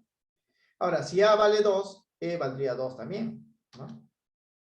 C vale 2, ¿no? Si A vale 2, C vale 2. E también valdría 2, ¿no? E también valdría 2, ¿no? Porque ya tengo el valor de A, 2. ¿Qué letra me faltaría? Ya tengo A, B, C, faltaría D, ¿no? Y D, jóvenes, está incluida acá, entonces hay que resolverlo. Miren, voy a reemplazar A de frente. Esto vale 16, ¿no? Porque B vale 16. 2 veces C, C vale 2, sería 4, entonces. 16 menos 4 sale 12. Pasa a restar 10. 10 es igual a 2D. Entonces D valdría pues 5, ¿no? D valdría 5. Esos serían los números. Y como pueden ver, jóvenes, son los mínimos, ¿ah? Porque yo no puedo simplificar a todos de forma simultánea. Simplifico acá, acá sería 5 medios. Son los mínimos. Esos mínimos en aritmética le llaman pues primas entre sí, ¿no? No se puede simplificar entre ellos de forma simultánea. Entonces, como ya tengo los valores, voy a reemplazar, ¿no? A voy a reemplazar acá, B aquí, no C, y todos los coeficientes, y tendría la ecuación balanceada así. Ya está. Verifico por si acaso, miren, ¿ah? 2 potasios, acá están 2 potasios. 2 manganesos, acá están 2 manganesos. 16 cloros, miren, 16 cloros, aquí habría 4 cloros, más estos 10, porque acá hay 10 serían 14, más estos 2 serían 16. Hidrógeno, acá hay 16, 8 por 2, 16 hidrógenos. Oxígeno, acá hay 8, acá están los 8 oxígenos. Balanceado la ecuación, ¿no? Está balanceado. Y ya una vez que tenemos los coeficientes, ya pues vamos a dar respuesta a lo que nos piden, ¿no? Ustedes van a asumir, porque la regla dice que hay que asumir 1, ¿no? Si ustedes asumen 1, jóvenes, los valores van a salir fraccionarios, ¿no? Muchas veces. Mejor asuma pues un valor que es un múltiplo del mayor coeficiente en el sistema de ecuación. Si ustedes, jóvenes, hubiesen asumido 4, porque también puede ser 4, aquí les saldría 1, aquí les saldría 8, 1, 1, y aquí saldría 5 medios. No me conviene también, pues, ¿no? También pueden asumir 16. Si le fuese 16, sería 4, 32, 4, 4, 10. Pero como sí tienen factor común, tendría que simplificarlo para colocar los mínimos acá. Por eso convenía utilizar pues el 8. Bien, el tercer método es el método redo. Ya es el método último, ¿no? En caso no puedan resolver pues el balance por tanteo o por coeficientes indeterminados o método algebraico, ¿no? Pero para ello hay que saber qué cosa es una reacción redox, ¿no? Las reacciones redox también se llaman reacciones de óxido, reducción o redox. Una reacción redox, jóvenes, o las reacciones redox, son reacciones químicas donde además de la naturaleza del reactivo se toma en cuenta dos cosas. La pérdida de electrones, o sea, va a haber átomos en esta ecuación que van a perder electrones, eso se llama oxidación, o la ganancia de electrones de algunos átomos que se va a llamar reducción, va a haber átomos que van a ganar electrones. Esto ocurre de forma simultánea, es decir, mientras uno está perdiendo electrones, estos electrones que está perdiendo los está ganando otro. Se dice que hay una transferencia de electrones. Ahora, la pérdida y ganancia de electrones se pueden reconocer calculando una propiedad, ¿no?, de los átomos en los compuestos que se llama el estado o número de oxidación, que es la carga eléctrica que se le da a cada átomo que forma parte de un compuesto. Es una carga eléctrica positiva o negativa, ¿no? Esas cargas, jóvenes, se ven en el capítulo pues de formulación y nomenclatura de compuestos, ¿no? En los ciclos semestrales no se trata ese tema por cuestión pues de semanas, ¿no? Del avance, es más corto. Pero aquí vamos a ver algunos detalles, ¿eh? Por ejemplo, esta reacción de acá, aparte, jóvenes, de ser de sustitución, porque miren, el zinc está solito y luego aparece unido con el cloro, o sea, está reemplazando al hidrógeno, ¿no? El hidrógeno ha quedado libre. Es una reacción redox. ¿Cómo me doy cuenta que es una reacción redox? Calculando las cargas de todos los átomos en la ecuación. Se va a cumplir que todos los átomos que no estén combinados, como estos dos, están libres, son neutros. Y su carga va a ser 0. El hidrógeno combinado siempre es más 1. Y el cloro aquí va a ser menos 1 porque se va a cumplir, jóvenes, que en todo compuesto la suma de cargas debe darme 0. 7 más 1, este debe ser menos 1. Aquí, si están combinados, ambos tienen carga, se cumple que siempre que el cloro esté combinado con otro elemento, el cloro es menos 1, más 2 para que todo sume 0. Las cargas son estas. Luego vamos a ver cómo se cambian las cargas, ¿eh? El zinc acá es 0, él también es 0, acá el hidrógeno más 1, el cloro menos 1, el zinc más 2, y el cloro aquí, como hay 2, sería pues menos 2, por eso esto es más 2, porque suman 0.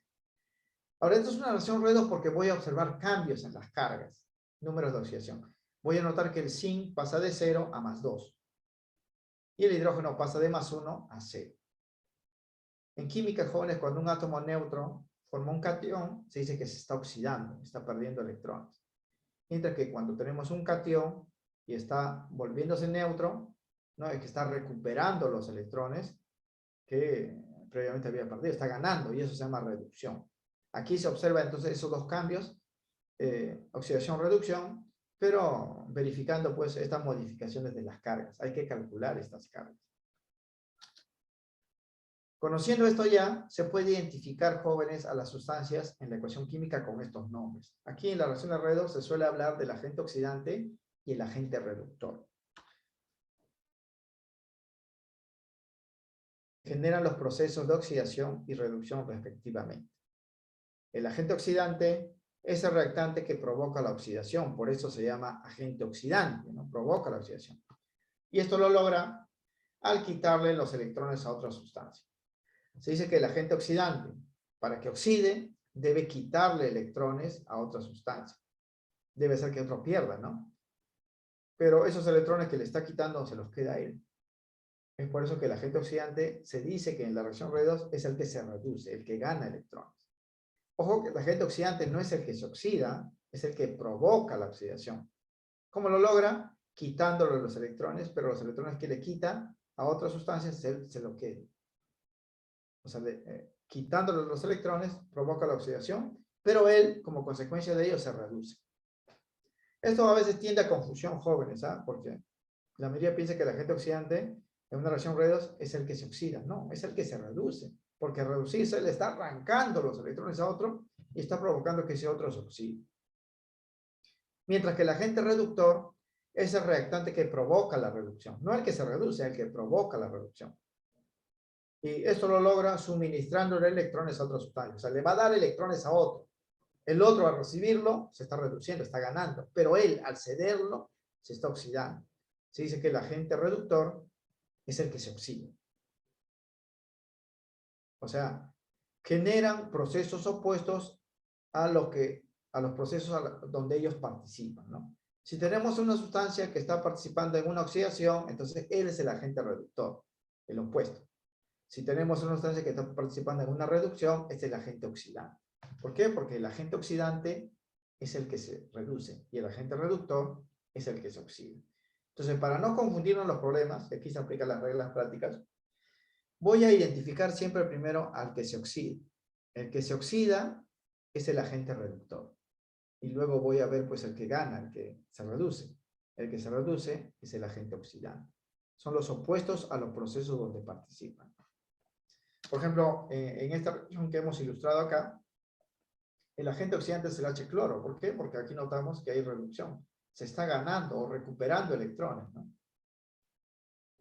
Mientras que el agente reductor es el zinc. ¿Por qué el zinc es el agente reductor? Porque se está oxidando. El que se oxida, ¿no? El que se oxida es el agente reductor. El que se reduce es el agente oxidante. Aquí, esto es reducción, agente oxidante. Esto es oxidación, agente reductor. Las reacciones son estas, ¿ah? El hidrógeno, miren, de +1 está pasando a 0 porque está ganando electrones. 2, está recuperando 2, porque hay 2 hidrógenos. Siempre se balancea con los átomos. Entonces, el hidrógeno que está en el H-cloro, al ganar electrones, se está reduciendo, es el agente oxidante. Mientras que el zinc, de 0 está pasando a +2, está perdiendo 2 electrones. Y el que pierde es el agente reductor, porque el que se oxida es el agente reductor. Recuerden siempre, el que se oxida es el que pierde electrones, el que se reduce es el que gana. Y los procesos me indican pues qué tipo de agente, ¿no? Si se está ganando electrones reduciendo, este es el agente oxidante. Si se está perdiendo electrones oxidando, este es el agente reductor. El opuesto a lo que hace pues en el proceso. El problema va a ser, jóvenes, calcular estas cargas, ¿no? Estas cargas para los ejercicios. Pero aquí les voy a dar pues las reglas para su determinación. Determinación de los números de oxidación. ¿Cómo calcular los números de oxidación, jóvenes, rapidito, de los átomos que forman parte de los compuestos en una reacción redox? A menudo, los nombres de los compuestos químicos dependen del número de oxidación, ¿no? Y, por ejemplo, en los óxidos de hierro siempre solemos hablar de óxido ferroso, óxido férrico, ¿no? O ácido sulfúrico, ácido sulfuroso, ¿no? O sulfatos, nitratos, carbonatos. Esos nombres dependen de los números de oxidación. Y para calcular esas cargas y también utilizar en las reacciones redox, vamos a utilizar estas reglas. Primera regla. Todo átomo, jóvenes, que está libre o no se encuentra enlazado con otro átomo diferente a él, se considera neutro. Su número de oxidación va a ser igual a 0. Es por eso que en esta ecuación que hemos pasado, el zinc al inicio tenía carga 0 porque no estaba combinado con nadie. Al final había el H2. El H2 tampoco no está combinado con nadie diferente a él. Su carga es 0. Siempre que tenemos una sustancia de forma elemental, donde no esté combinado con otro elemento diferente a él, le vamos a dar la carga 0. Esta oxidación o número de oxidación 0. Esta es la primera regla. La segunda regla. Se debe conocer, jóvenes, como mínimo los números de oxidación de los elementos comunes, como el caso del oxígeno. El oxígeno, siempre que esté formando compuestos, le vamos a dar carga -2 por cada oxígeno, -2 por cada oxígeno. Pero solo cuando forme compuestos, ¿sabes? Porque si el oxígeno está así como O2 y O3, su carga sería 0. Solo cuando forme compuestos, el oxígeno tiene carga -2. Y el hidrógeno le vamos a asignar la carga de +1. Hay que recordar esos valores como mínimo, joven. Oxígeno -2, hidrógeno +1 en sus compuestos. Y si es posible recordar, pues, aquellos elementos que tienen un solo valor. Por ejemplo, los elementos del grupo 1A de la tabla periódica, litio, sodio, potasio, rubidio, cesio y francio, todos tienen +1, un solo valor. En sus compuestos, ¿ah? 2A, berilio, magnesio, calcio, estroncio, bario y radio, tiene +2. El zinc, siempre que vean, en sus compuestos, tiene +2. La plata +1 y el flúor -1. Si podrían recordar esto, sería pues muy importante, ¿no? Pero basta recordar principalmente al hidrógeno y al oxígeno. Y la tercera regla dice, si el elemento ya forma parte de un compuesto que está neutro o ionizado, se cumple respectivamente, ¿no? Si la especie es neutra, se cumple que la sumatoria o la suma de los números de oxidación de todos los átomos en la fórmula debe ser igual a 0. Pero si la especie es ionizada, se cumple que la sumatoria de los números de oxidación de todos los átomos en la fórmula debe ser igual a la carga del ion, si está ionizada la especie. Si está neutro, deben sumar todas las cargas 0. Me voy a dar cuenta, jóvenes, por la fórmula. Si la fórmula que me dan no tiene carga, es neutro. La suma debe ser igual a 0 de todas las cargas, ¿eh? Pero si en la fórmula hay una carga residual o carga total, cuando yo sume todos los números de oxidación, debe ser igual a esa carga de ion. Esa carga de ese ion. Esto se aplica así, fíjense. Como ejemplo, vamos a terminar los números de oxidación del elemento cloro que forma parte de la siguiente sustancia. A ver, aquí voy a colocar varias sustancias del cloro. Cuando le den así, cloro 2, solitario, porque no está combinado con nadie diferente a él, voy a decir que su carga es 0. ¿No? Esa es de la primera regla, no olvidarse. Si me dan otro compuesto así, como el H-cloro, ¿no? Ahí sí el cloro sí tiene carga, ya no es 0 porque está combinado con algo. ¿Cómo saberlo? Debo conocer pues al hidrógeno. Hemos dicho que el hidrógeno en sus compuestos es +1. Significa que el cloro debe ser -1 porque ambos deben sumar 0. ¿No? Otro compuesto del cloro, aquí. ¿Qué carga tiene el cloro? Yo debo recordar a estos dos. Recuerden, jóvenes, que el hidrógeno, el oxígeno en sus compuestos es -2 y el hidrógeno es +1. ¿Cuánto debe ser el cloro para que esto sume 0? Porque ambos, los tres deben sumar 0, eso dice la regla, ¿no? El cloro va a ser +1. Va a ser +1. Si tengo este compuesto, ¿cuánto sería la carga del cloro? Acá hay 3 oxígenos. Recuerden que cada oxígeno vale -2. Entonces los 3 oxígenos darían un total de -6. Cada hidrógeno vale +1. Significa que el cloro debe ser +5. Para que todos sumen 0. O este compuesto de acá. Acá hay 4 oxígenos. Cada oxígeno vale -2. Me daría pues -8. El hidrógeno es +1. Por lo tanto el cloro debe ser pues +7. Para que todos sumen 0. En estos compuestos las cargas suman 0 porque el compuesto es neutro. La fórmula no tiene carga residual. Pero si me diesen así, fíjense, esto ya es un ion. Entonces la suma de las cargas acá dentro de los átomos ya no va a ser 0, sino va a ser -1. ¿No? ¿Por qué? Porque acá sí no había carga, todas las cargas de los átomos individuales suman 0, pero aquí no. Aquí ya hay una carga residual que resulta puede sumar las cargas de L más C. ¿Cuánto sería la carga del cloro acá? Porque el oxígeno sí se conoce. Acá hay 2 oxígenos, cada oxígeno vale -2, daría -4. Para que me salga -1, el cloro ya no puede ser acá +4, ¿no? Porque si fuese +4 sería pues 0, ¿no? Él debe ser +3. ¿Por qué? Porque +3 y -4 me da -1. Esa es la forma práctica, jóvenes, para calcular las cargas de los elementos en los compuestos. En las tres primeras especies, bueno, las cuatro, los primeros compuestos, ¿no? El y el, la suma de, que son neutras, porque en las fórmulas no hay carga residual, los números de oxidación suman 0. Mientras que para la última especie, que está ionizada, porque tiene carga -1, la suma de números de oxidación es -1, lo cual corresponde a la carga de ion. Por eso acá ya no puse pues +4, porque +4 y -4 me darían 0. Debe ser un valor tal que esto sume la carga del ion. Por eso puse +3 acá. Muy bien. La carga siempre hay que colocarlo con signo, por si acaso, jóvenes. Así sea carga positiva, se sobreentiende que es positivo, hay que colocarlo con signo, hay que tener mucho cuidado. Y conociendo esto, ya podemos calcular todas las cargas de los elementos en una ecuación química redox para saber quién se ha oxidado y quién se ha reducido y poder pues aplicar el método redox, ¿no? Aquí me preguntan si la carga, el número de oxidación es lo mismo que carga de oxidación. El número de oxidación es una carga eléctrica, positiva o negativa, que se le asigna a un átomo dentro de un compuesto. Por eso, si no forma compuesto como acá, no tiene carga, pues es neutro, ¿no? También se le llama estado de oxidación. Es una carga eléctrica que en algunos casos es real, en algunos casos es aparente, ¿no? Se le asigna solamente por convención, ¿no? Pero es una carga eléctrica, pues, que define, ¿no? Vamos a ver los nombres de los compuestos y las fórmulas también. Más detalles de eso lo pueden encontrar en la parte de formulación y nomenclatura. Aquí vamos a ver simplemente la aplicación para ver, pues, el balance redox. Conociendo esto, entonces, vamos a ver el método redox, ¿no? O aquí ya como una observación adicional. En los procesos redox, ¿no? Porque aquí estamos en sustancias individuales. Esto no está en una ecuación química, pero puede estar, ¿no? En los procesos redox, jóvenes, la oxidación se verifica cuando el número de oxidación tiene un valor positivo.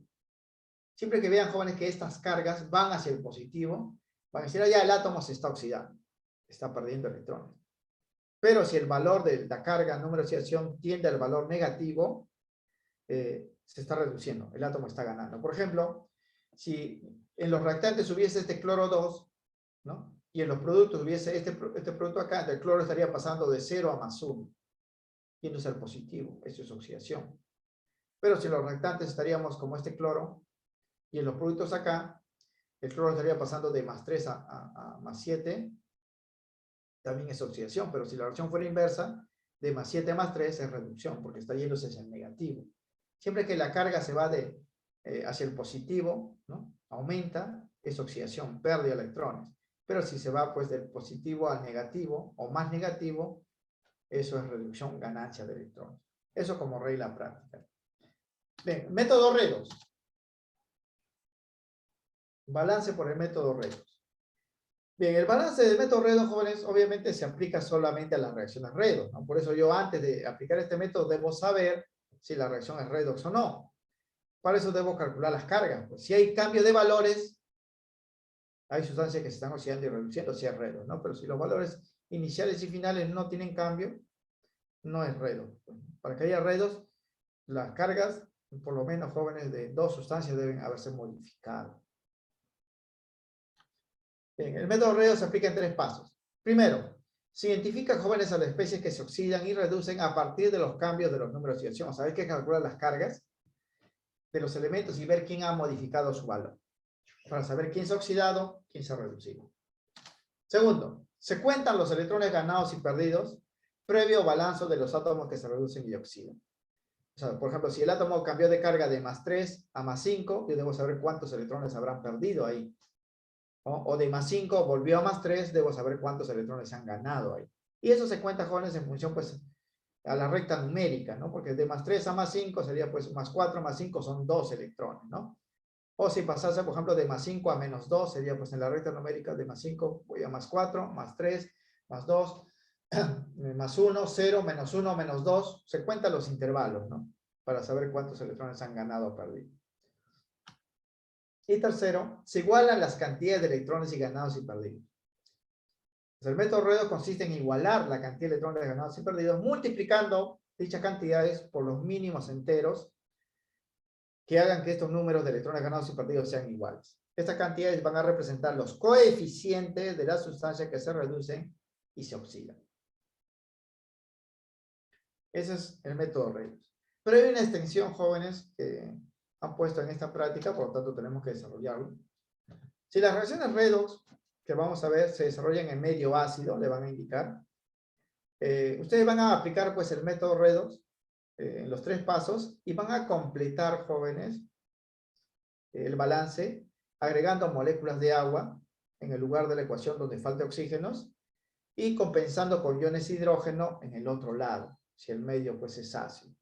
Esto porque cuando le den reacciones en medio ácido y en medio básico, vamos a ver, las reacciones le van a dar incompletas, no van a estar completas, se debe agregar lo que falta y se va a agregar agua en el lugar donde falta oxígeno, tanta molécula de agua como sea necesario, y se compensa con iones de hidrógeno. Pero si la reacción se desarrolla en medio básico, también llamado alcalino, se completa pues el balance con agua en el lugar donde el oxígeno esté en exceso y se compensa con iones OH. Iones OH. Eso vamos a ver, jóvenes, ya en la aplicación del ejercicio, ¿no? A modo de ejemplo, jóvenes, balancearemos por el método redox las siguientes reacciones químicas. Voy a dar aquí 3 reacciones. Esta es reacción redox. Esto lo hemos utilizado, jóvenes, en coeficientes indeterminados. El método algebraico también es redox. Vamos a ver que por redox sale más rápido. Esta es una reacción redox también en medio ácido. Uno se va a dar cuenta por la presencia de este ion. Medio ácido es ion hidrógeno. Y esta es una reacción en medio básico. Ion OH. Medio básico es ion OH. En los problemas le van a decir, ¿no?, que es medio básico y básico. Aquí lo estamos representando con símbolo. Noten que estas 2 últimas ecuaciones hay especies ionizadas. No todas son neutras, ¿no? Y estas reacciones son incompletas. Faltan muchas sustancias aquí, ¿no?, que agregar. Y nosotros vamos a completarlo, pues, como dice acá, con agua y los iones característicos de los medios. Vamos a balancear uno por uno. A ver, para la primera reacción.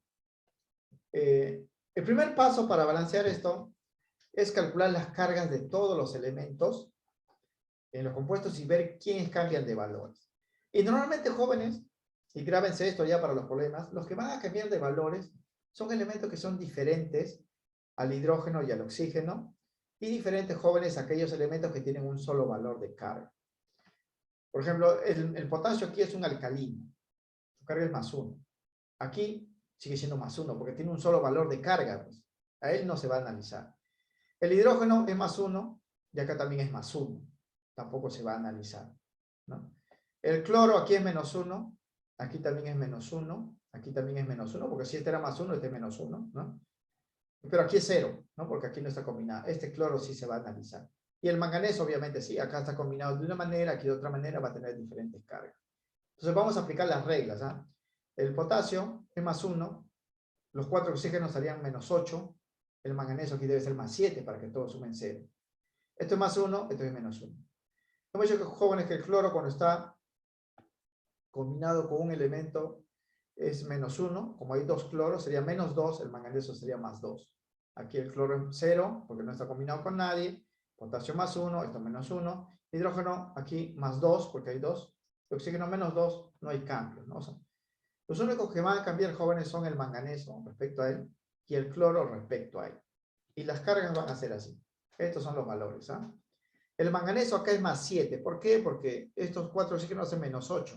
Y esto es +1, pues. Así suman 0, ¿no? +1, +8, debe ser +7. +1, perdón, -8, debe ser +7. Acá, esto es +1, por esto este es -1. Acá cada cloro es -1, harían -2, este es +2. Aquí es neutro y en los otros no cambian, ¿no?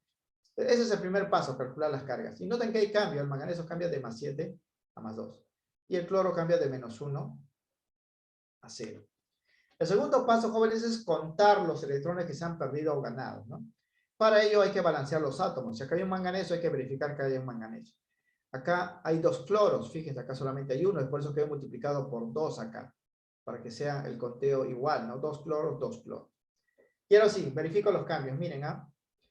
Voy a observar, jóvenes, que el cloro del negativo pasa al 0. O sea, se está yendo al positivo. Eso es oxidación.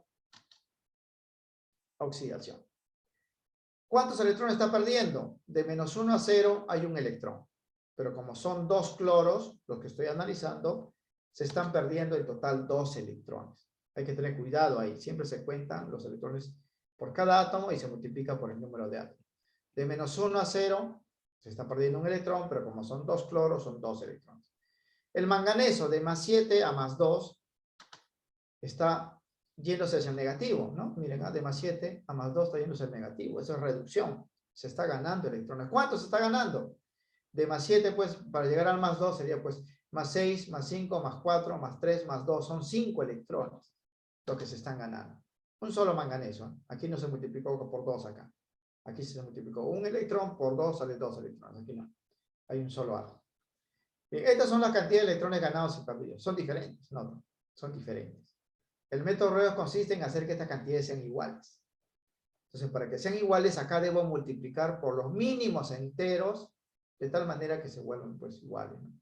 Como estos números 2 y 5 son primos entre sí, se multiplica en aspa. O sea, aquí voy a multiplicar por 5 para que sean 10 electrones perdidos, y aquí voy a multiplicar por 2 para que sean 10 electrones ganados.